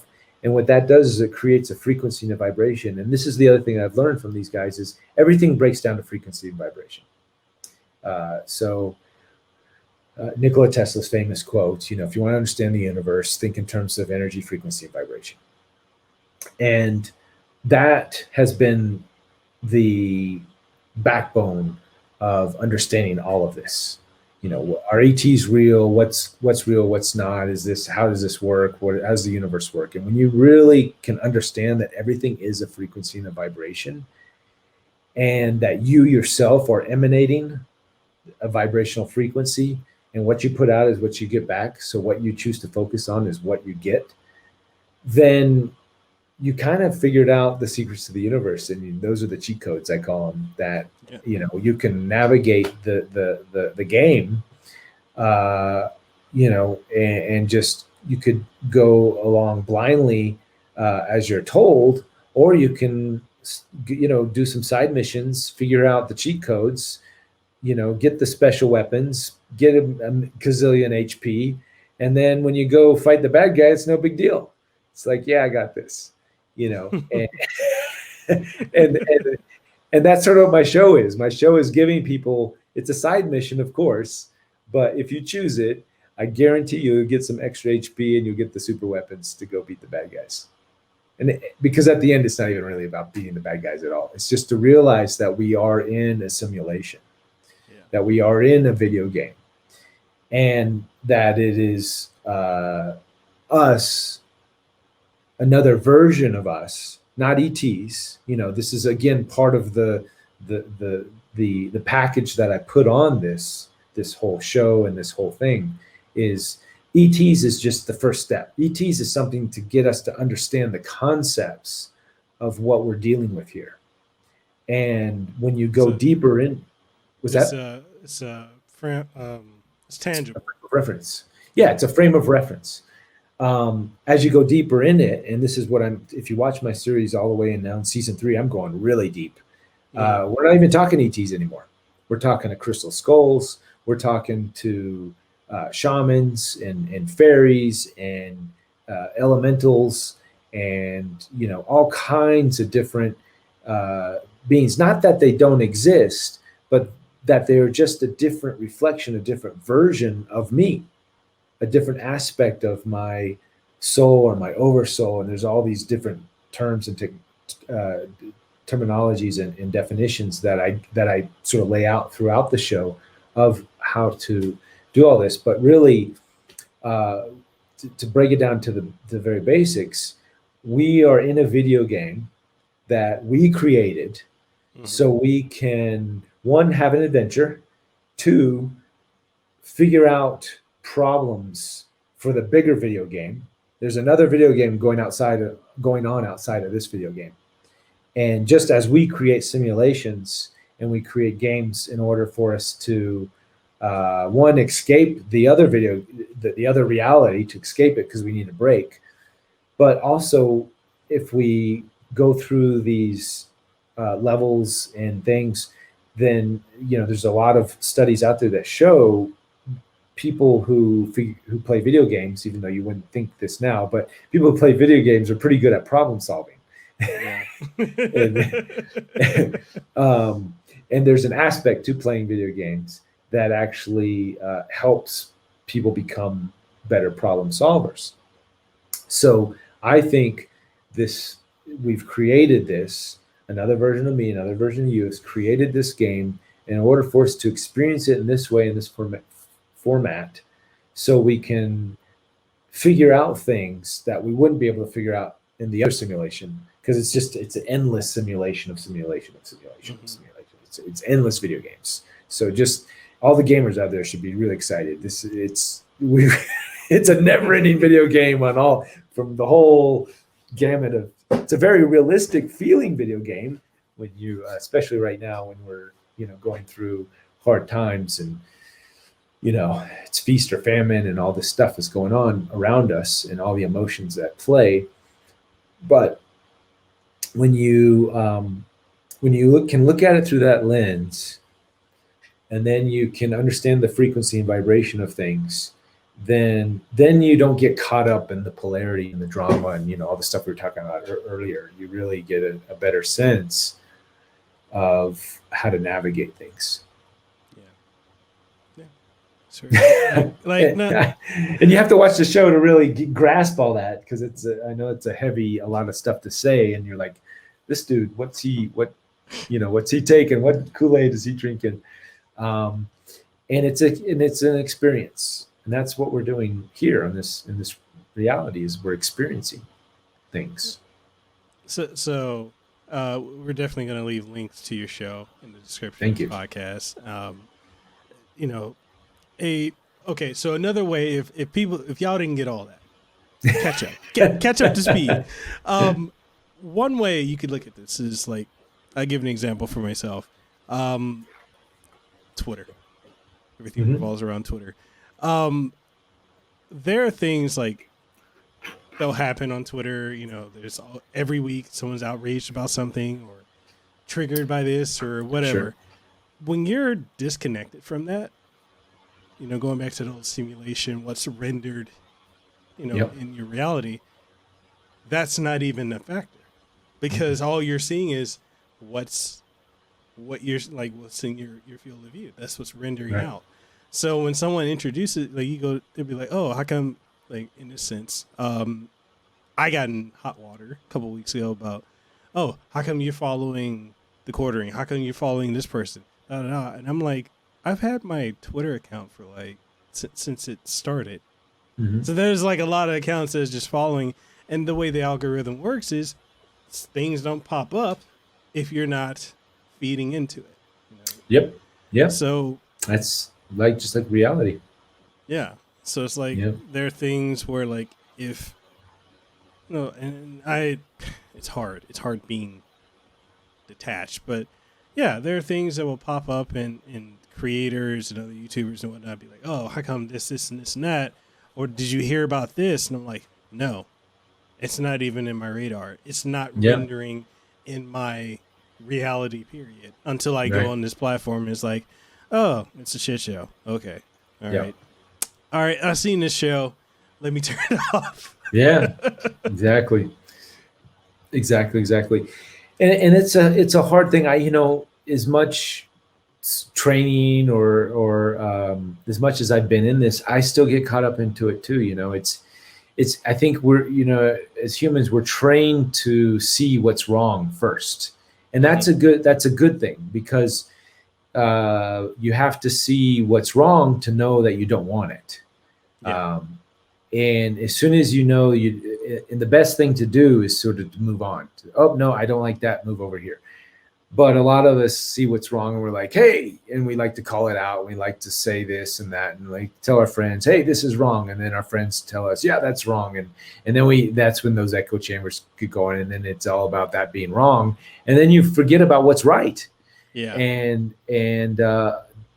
that's just the human psyche. That's the human programming that we've been, it's the cards we've been dealt unfortunately, these past few decades, or probably, centuries. But it's really a matter of reprogramming, in the sense that, okay, see what's wrong. Nothing wrong with seeing what's wrong. That's a good thing. But then just don't stay there. Don't get sucked into the narrative around what's being wrong. Just say, okay, well, now that I know what's wrong, I'm going to actively start looking for what's right. And you may not see it right away, but at least now you have a reference point, as we were talking about reference points earlier, to find your way and navigate and look, okay, what I know that's wrong. What's right? And now you're looking for it. So you can sort of weaponize your curiosity, as my friend Jeremy Corbell says, director of the Bob Lazar film. I hope you've all seen that on Netflix. You can weaponize your curiosity through seeing what's wrong, recognizing what's wrong. And again, what's wrong for you is maybe right for somebody else. So no judgment in what that is. We all have a preference of, not we all, but I know you and I have a preference of choosing things that are non-confrontational or more fair in a general sense, or using logic and these kinds of things. But in this day and age, that all goes out the door. There is no logic to any of this. So and this is where it's hard for you and I, because we're like, how does people not see this? It's just, this is where love, compassion, forgiveness, and acceptance have to come into play. And this is what teaches us to say, okay, what is wrong for me may not be wrong for somebody else. I have to acknowledge that for them believing in that, whatever that is, or how detrimental that, beyond a shadow of a doubt, going down that path is not a good path. Like we've talked about the censorship thing and things like this. We know that's not a good path. We know centralized banking, Federal Reserves, and these things is not a good path. And we've seen, debt-based economy. That's not a good path. But this is again where we, have to kick in that spiritual warrior and say, but it's not right for me to tell somebody else that that's wrong. It's not right for me to tell somebody else that they can't believe in that authoritative, very way of very narrow choices and loss of freedoms and liberties, and I know I'm being biased with my way of how I'm describing this, but I can't judge, and I can't and I have to accept anybody who chooses that path, because there's a lesson in there for that person. If one, not to, like we were saying before, the other people screaming, oh, censorship is a good thing, and then all of a sudden they're being censored. If not that, then maybe, for some people, they like that reality, and that's fine. Let them have that reality. But we do the best in our small circle. And I know there's a lot of fear right now, thinking that, well, if that circle gets too big and then comes over to my circle, I want to nip it in the bud now before it gets here. I don't want, forced vaccinations. I don't want Army with tanks coming down my street, telling me I've got to take this jab that's not been proven, and, it's been rushed through, and who knows what's all in it. That is, so I need to stop it here. Not necessarily, and I think that's where that's where we get this fighting, is because some people think that they have to stop it now before it gets too big, but maybe not, because if it's just a low poly thing, well, again, it's not my issue right now. Somebody else is going to deal with that. Let me focus again, and this is where I've been saying a lot on Twitter lately. We focus on the local levels and connect with your community, talk with your community. And if you can't get them on board, then maybe it's time to move. Maybe if you can't, seriously, if you can't, why do you think we've had this mass exodus from California? Is because there's a lot of people who just don't, and I think that's a good thing. I think It's a shame because California is a beautiful state, and there's I hate to see good people leave, but that's and a lot of people can't afford to move and whatnot. But ultimately, that's what it comes down to. Is I think instead of us creating a big deal for something that isn't a big deal just yet, let's see how it plays out. Let's not jump the gun and not create a bunch of conspiracy theories and say this or that, or that this person's drinking baby's blood or whatever. That these are all just extreme ways of projecting fear of a reality that probably has nothing to do with or is even close of becoming your reality. And that's the other extreme, this other extreme thing. So we really have to just sort of stay focused and centered on what is in your reality and how do you make the best choices with the choices that you do have. Because a lot of this, 99% of this internet mumbo jumbo, this screaming and virtue signaling and cancel culture and all this stuff doesn't really affect. Sure, I want to see Gina Carano on the next, season of Star Wars, and that sucks, but it's not the end of the world for my world. That's I'm sure she's gonna go off and make some cool shows, and I'll just watch those. So we're making a big deal about nothing, is what I'd like to say. Is there's a lot of big deals about a lot of people making a big deal about a lot of silliness that doesn't really affect them.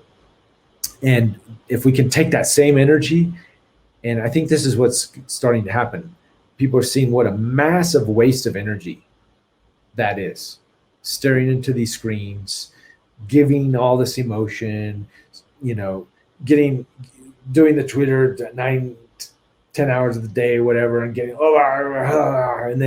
and then what gets done in your life?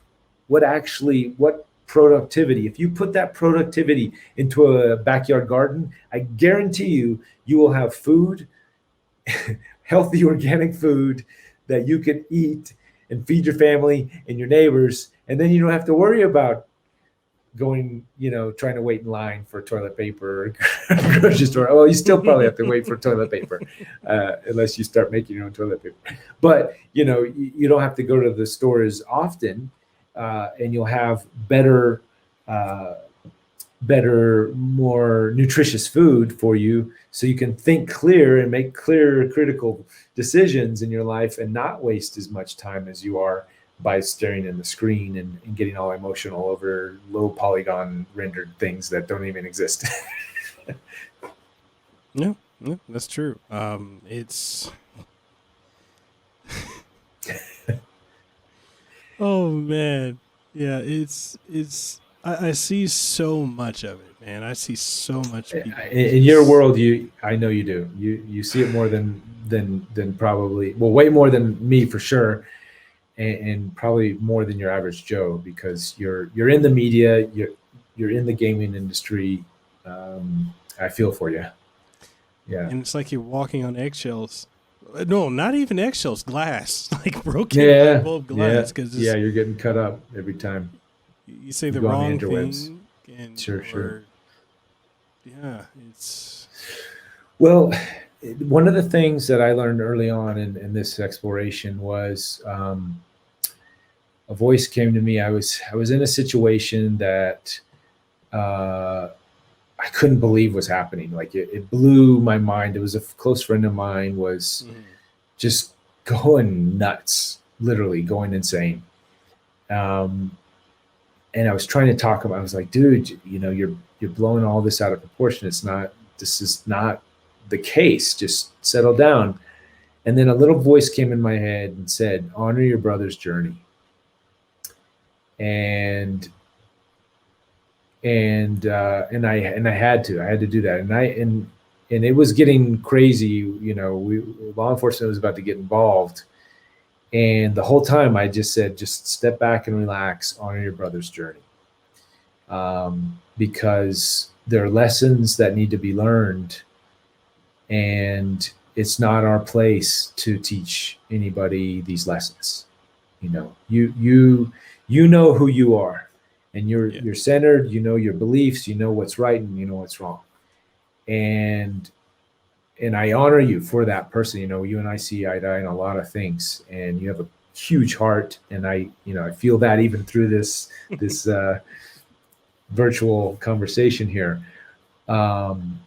So honor that and know that you are you, and that your path is the righteous one, in the sense that not righteous higher or lower than anybody else, but just that you have a beautiful family, you have a new one coming, super exciting. Just keep that in your mind, that whenever things go crazy, just know that, oh man, I'm just be in gratitude and grateful for what you do have. And remember, just honor your brother's journey. And no matter how crazy these people are out there, they're still our brothers and sisters. Mm-hmm. And there's a journey there's this journey being played right now, an epic journey on the massive scale for so many people. And they'll get through it. We're all going to get through it. There is no us versus them. These people are going to ascend and those people aren't. All of that BS of, I don't buy into any of that stuff. And there's a lot, even in the New Age community, there's a ton of people that are like, oh, the aliens are going to take us and they're going to leave those other people behind. And it's all BS. And you'll watch my show. None of the people in my show ever say that. Mm-hmm. We're all in this together. It's a collective evolution. And some of us may be ahead of the curve a little bit, but that doesn't make us any better than them. It doesn't make us any worse than them if they're calling us names or anything else. It's an even playing field when it comes to actuality. There may be, financial incentives and cancel culture and all this other stuff that seems like it's not even. That's just temporary. All of that stuff is it's part of this evolution that we're going through. Everybody's got their journey that they have to go through. And if for whatever reason, you get canceled or you say the wrong thing that steps on somebody's toes, and I know you don't mean it, as me too. I try to play political correctness. Well, maybe not. Sometimes I don't care. Sometimes to get a pulse, I'm like, how far can I push this one? But I'm in a different space. I really have, even though people are like, don't you care about your career? And I'm like, some people think I actually have a full-time job at Capcom or something. And they just think that They're like, I guess, I don't know. They're like, don't you think? And I'm like, guys, I grow my own vegetables. I could care less about any, the whole thing. If I never work in the industry again, it would be a shame. I really enjoy that work and I have fun interacting with the fans, but I have no stake in the game, so to say. I'm not going to say what everybody else is saying just because that's the right thing to do. I'm going to say what I say and do what I do because I believe that's what everybody should be doing. not just me and not just, I'm not specially privileged or anything. Everybody should be saying what they want to say and not have any kind of fear of any sort of repercussion. I think that's a shame that the world's come to that. But I honor that journey. I understand where people are and they need that. In a sense, maybe it makes them feel safer. Or feel some sort of, or maybe it feels that they can be, like we were saying, higher, like this virtual community that feels, oh, look, we can cancel people. We have power over other people. We never had that before. Yay.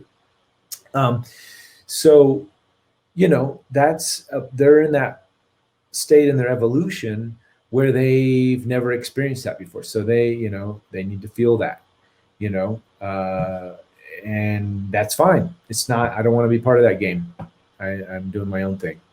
And I want to go meet aliens and talk about how their civilization, how they went through this sort of similar type of growth spurt. And I cover that a lot in the show. That's sort of the main through line through all the episodes is how did they get through their evolutionary spurts, because every civilization goes through this, apparently, if you watch my series. It's not unique to Earth. How we're doing it is unique. And that's why we have a lot of visitors in the sky right now. They're all watching us. They're all excited to see how we're going to, defeat the bad guys and move on to the next level, so to say. That's, in a sense, they're got their own game going, but they're observers. They're coming in. They're more advanced in the sense of their technology and evolution, that they can pop in and sort of take a peek. Oh, what are the humans doing? Oh, look at that. That's really fun. Let's see what they're doing. And oh, that's interesting how they did that. We would have never done that. Oh, and they're taking notes and they're like, oh, okay, well, maybe. Because a lot of these visitors that we have right now are in the business. There is no real business out. And once you get to those levels, there's no money to be made, so to say. But it's in their vested interest to see how we figure out things, because they're aiding other civilizations, that up and coming civilizations that will be going through or simultaneously going through the same sort of trials and tribulations that we are as a civilization. Mm-hmm. And they're studying us and using us as again reference points. And so when they go visit those civilizations, they can say, oh, well, the humans had a similar problem just like you guys, and they did it this way. Maybe you guys consider that. And that's kind of in the show. That's what I'm getting. I'm like, oh, the Pleiadians, this was said in 2017. I asked one of the Pleiadian channels, Lisa Royale, I was like, how 2016, I said, when your civilization went from this is some of the terminology you'll get to know when you watch the show, how we're in the transition from third density to fourth density. A lot of people say we're like going from the fourth dimension to the fifth dimension. It's kind of relative, but different things. But anyways, I asked the question, well, how did your civilization get to, what was the trigger point to get you guys into fourth density? And in the Pleiades, they said they had a global pandemic. A virus came in and wiped out a majority of their population. Much, much worse than anything we've seen Corona. But they said that was, in a sense, a trigger for their evolution, because they couldn't figure out the cure. The population was dwindling super fast, and they didn't know what to do. And they finally discovered they had to face their shadow. Mm-hmm. Because they were a civilization that was very sort of always looking to the bright side, almost too much, always looking on the right, again, extremes, mm-hmm. Always positivity. And they took the shadow aspects and they kept it down much more than humanity did. So when this plague came up, they didn't know what was causing it. And it wasn't until they started doing the spiritual work of looking inside, looking at their shadows, and realizing that they had been suppressing emotion and suppressing aspects of their way of life that they hadn't looked at properly. That's when they started, overcoming the hurdles of that plague. Lo and behold, here we are, 2020, and we're going through a virus, a different case, because the engineering aspects and the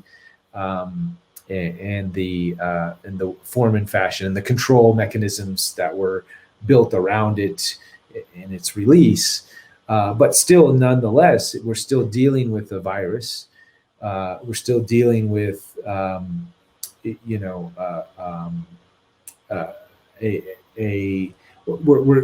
given the opportunity to go inside, 2-week lockdown, now a year lockdown. And the way I look at it is just, the places that have the longest lockdowns just have more shit to look at that they're not looking at. We need to more. We should be during these times going inside, meditating, and staying off social media, and like trying to figure out ourselves. And a lot of people did that in those first 2 weeks. In first few months, I think a lot of people across the globe did that. I think they spent the time to connect to family, to restructure their lives in ways that needed some restructuring. And so there's, out of every crisis, there's an opportunity. And I don't mean to sound like Bill Gates in that when I'm saying that. So you know what I mean. The opportunity here is a spiritual opportunity, not one to make money. Even though crypto is climbing, and I would get on that bandwagon.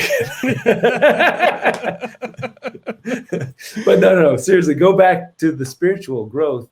There is an opportunity here, and sometimes we create this external reality to which I feel I did back in 2013 with the citizen hearing, and there's a lot of drama that happened after that, which forced me to really go inside, go deep, and that's when I started the show. Is I had the inspiration to do the show because of sort of this external crisis. I was looking for answers in more of the self-help, self-development side, and luckily these interviews and these beings gave me a lot of tools, a lot of spiritual tools to do that work. And still have a long ways to go. Like I said, I still make mistakes. I'm still get sucked into the Twitterverse of the drama and everything else, and get emotionally charged. And I don't know if there's anybody on the planet that can. Maybe Elon Musk. He's probably got a Twitter. He's got a Twitter bulletproof vest, I think. A guy of that caliber, he can definitely deflect any kind of Twitter flack. But yeah, that's where we're at, sort of from my point of view. Okay. Last question. What would you like to? Well, it's two questions in one. One, is there anything you'd like to leave the audience with before we go? And then two, is there anything that you're working on that you would like to share? Of course, no NDA stuff, but Yeah. I just did a Netflix show last week. What was it called? I don't remember the name. Shoot, I should. You sound like me. I don't even remember the name. It's horrible. It's because you're working on so much stuff. That's why. I know. I got so much going on. This was kind of a last minute thing. Well, it's just a minor little stunt thing. I just got shot up. You said it so casually. Yeah, I mean, I'll be in it for 2 seconds. Somebody will watch it like, oh, there's Reuben. Oh, there he died or whatever. That's about that. For that kind of work, I really haven't done because of COVID. All the productions have been cut down and just wiped out. It's a shame, but it's given me the opportunity to really focus on my other work, my documentary work. So I am working diligently on a season 3 of Interview with Ed. Let me back up. The Citizen Hearing on Disclosure, which I mentioned I produced in 2013, is actually getting a major worldwide release on Amazon. Awesome. So Amazon Prime, it should probably next month, check in the next month or two. It's available on Vimeo now, but if you have Prime, you might want to just wait for that. If you can't wait, then citizenhearing.org, you can go and watch it right now. So super excited on how the world's going to receive that. It's been in hiding for so long. When we spent all the money and got it was $1 million budget, and we put a lot of money and effort into it, and it was a shame to not see it go anywhere. But again, timing is everything. And now that we have all this sort of UFO talk, on the news and in the zeitgeist, the one of the big things that nobody's talking about is the military actually admitted to having retrieved materials from crashed UFO sites.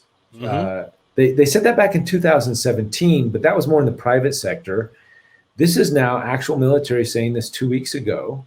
And there was only a couple news outlets that covered it, like some English, European outlets and whatnot. But some of the biggest news ever, once again, we're having these bombshell revelations all the time that the actual government has admitted that we have retrieved material from crash sites from UFOs.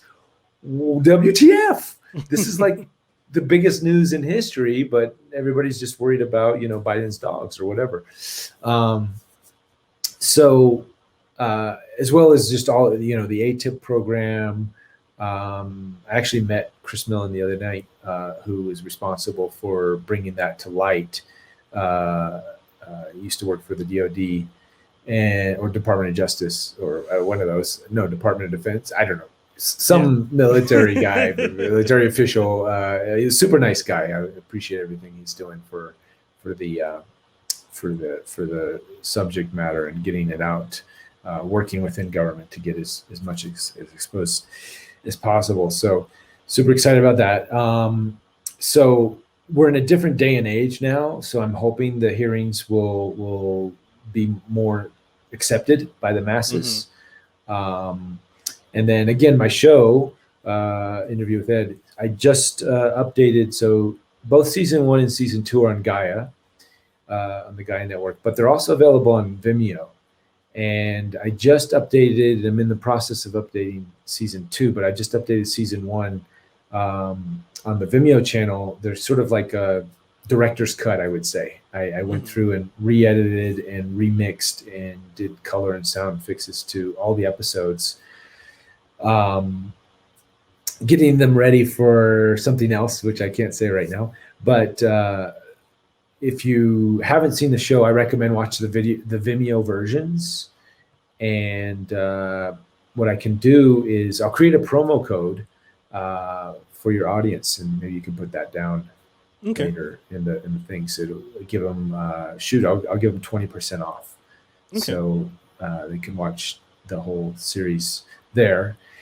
And actively working on season 3. And I'm working on another film project that revolves around crystal skulls. One in particular, the most famous one, the Mitchell Hedges crystal skull, which is sort of been on the History Channel and been on a lot of different sort of far out there TV shows. It was the inspiration for Indiana Jones. The Mitchell Hedges was the inspiration for the character Indiana Jones with Spielberg, and that is it's a fascinating story. It connects to ETs and the indigenous prophecies, and it kind of ties all the woo-woo up into one woo. So it's a documentary feature that'll probably take a little bit to finish, but actively working on that. So those are sort of the main projects right now. Okay. And I'll give you links to everything. All right.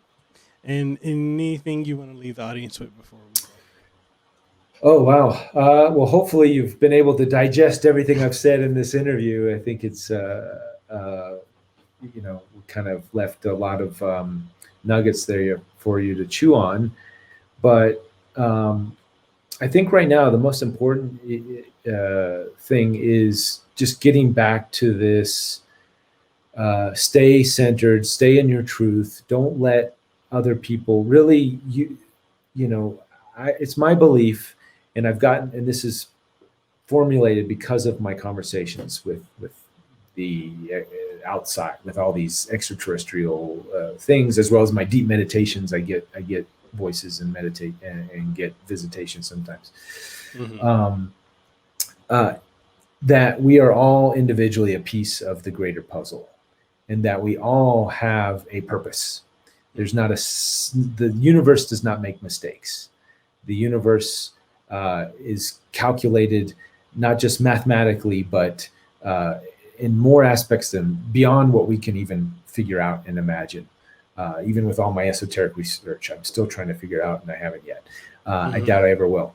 But it is my belief and my understanding that we all have something to offer, something unique that nobody else can offer.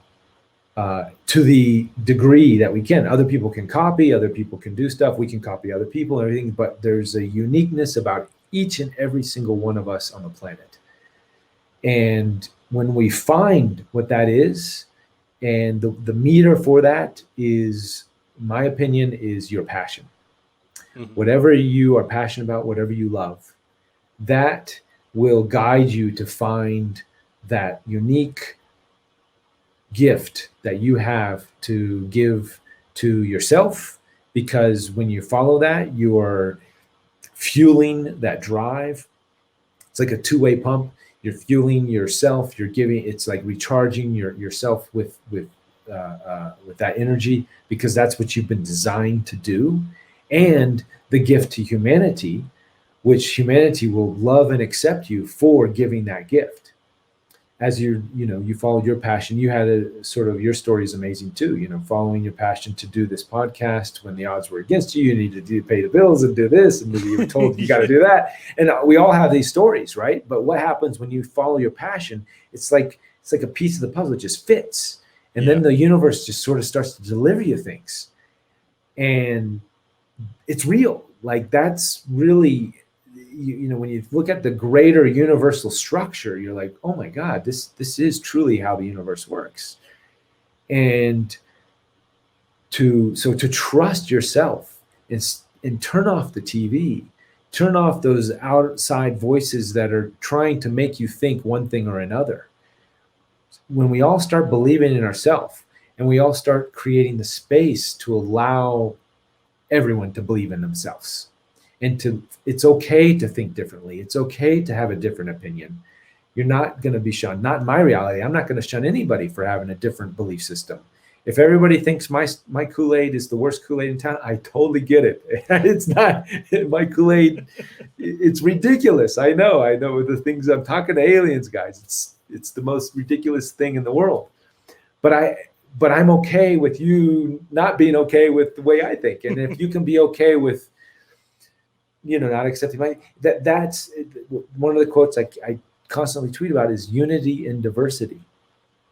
And what that means is, the one thing that unites us all is when we can honor each other's diversity, when we can honor each other's uniqueness, and that we all have a unique piece of the puzzle. That honoring, that allowing for us all to be the unique person we are, that's the glue that unites us all together. And you don't have to drink my Kool-Aid, because my Kool-Aid is uniquely my Kool-Aid. And if you like a little bit, I'll give you some, but you don't have to subscribe to it. And I don't expect you to subscribe it.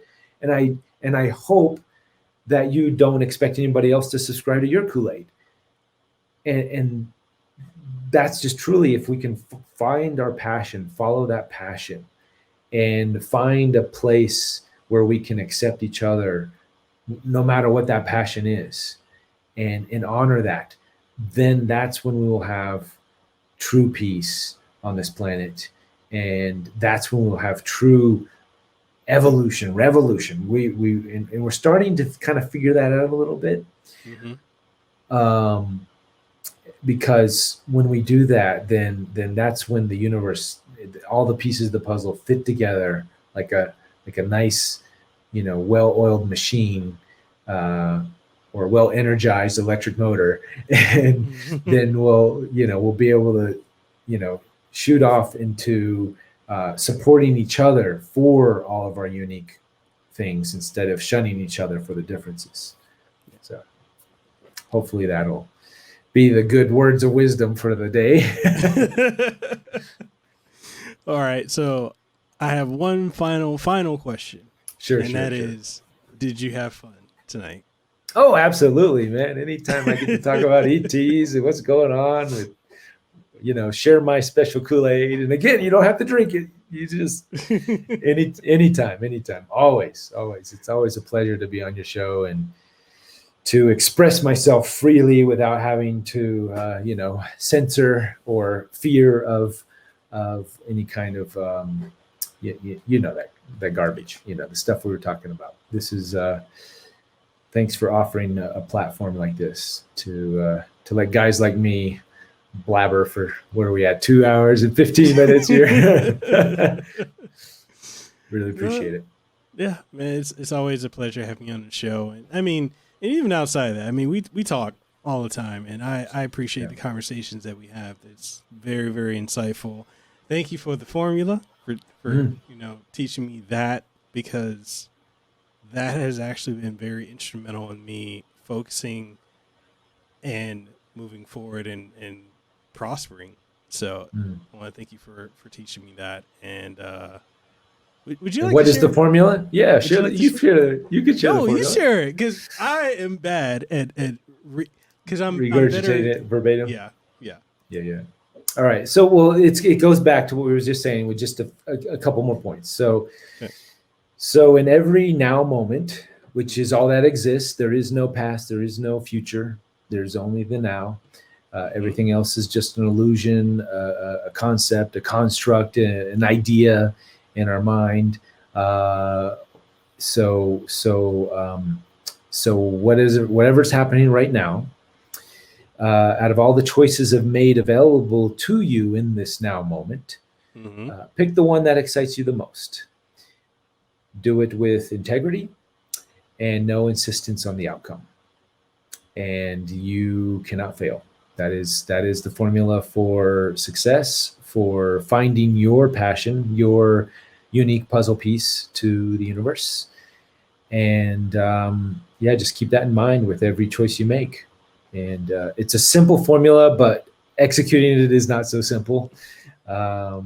Integrity part, it depends on where you are, but that's and that's going to shift as you grow, because you'll realize that the more people in your life, the more empathic or telepathic you become with others, then your integrity, your level of integrity expands, because you're really considering everyone when you take action. And you don't have to go big first. You can start with just your close friends and family and people who you interact with, and always act out of integrity there. And then no insistence on the outcome is another one. I want Bitcoin to go to $60,000 tomorrow, but you can't insist on it, and any outcome for anything for that matter. Because you're setting yourself up for disaster. When you do that, by putting any kind of expectation, it's kind of like a debt-based society, in a sense, where you're giving a loan and you're expecting interest paid, and if you don't pay it, then you're gonna go after the guy or whatever. Do something because you like it, because you enjoy to do it, not because you're going to get something out of it. All that exists is right now. So if you're not getting what you need to get right now out of it, then don't do it.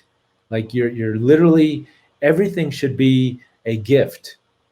If in a sense of, there should be no expectation to get something out of it. It's you do it because you enjoyed it. You enjoy the act of doing it. Not because I'm doing it just so I can get this. I'm just going to a job so I can get the paycheck so I can pay the bills. Well, do you love it? No.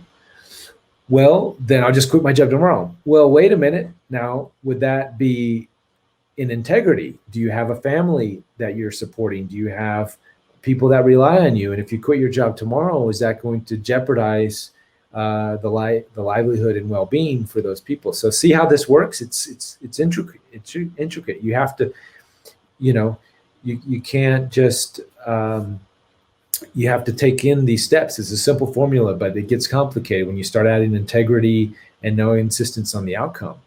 And these are those factors. So please understand how all that works, do those calculations and take baby steps. You don't have to, become a vegan and go live in the woods and, grow your armpits out and, and start, picking berries and meditating all day. You don't have to do that right away. You can just take baby steps and say, okay, well, maybe I'll cut meat out of my, because, I want the earth to be in a little more sustainable thing. So maybe I'll cut meat out of my diet. If my body type can take it, somebody, maybe if I cut meat out, I might get sick. Oh, but what about the poor animals? Well, I'm not an integrity to myself, my well-being. I need my body being, an O blood type. I need meat to survive. So I'm going to eat meat. I'm not saying me, I'm a B blood type and I don't eat meat, but, or rarely do, but not everybody can. So again, this is an individual thing and everybody needs to, act out of integrity to themselves, to others, no expectations or no insistence on the outcome for every action that's taken. But again, back to just the pure love and the passion. And it's always a love and a passion to be on your show and to have these conversations and to share this information. So thank you, Mikhail. Yeah, of course. Anytime, man. And I'll leave links to all of your social media outlets as well as all your projects that you're working on and that have worked on. So definitely go watch his show. Links for that will be down in the description below.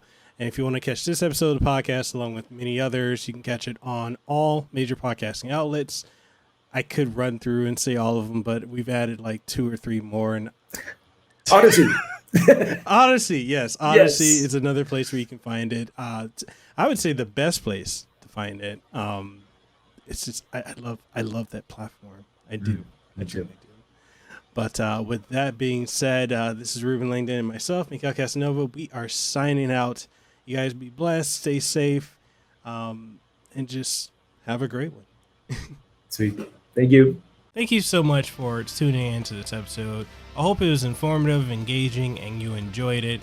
And if you did, make sure you go ahead and leave a rating and a review. It greatly helps out the podcast and helps the platforms that we're on go ahead and promote us more so that more people can check it out. And if you're wondering what all platforms we're on, aside from what you've listened to it on, we're available on Apple Podcasts, Google Podcasts, Stitcher, TuneIn Radio, Pandora, Spotify, Amazon Music, and more. And if you want to support the podcast, then we've got Patreon, so patreon.com/Mikhail Kasanova, which allows us to continue doing what we're doing. If you're looking for this in video format, we're also available on twitch.tv/Mikhail Kasanova, as well as youtube.com/Mikhail Kasanova. So with all that being said, I'll catch you on the next episode of Hawaii's #1 podcast and the #1 podcast in the Pacific, the Kasanova Podcast. You have a great day, and I'll see you on the next one.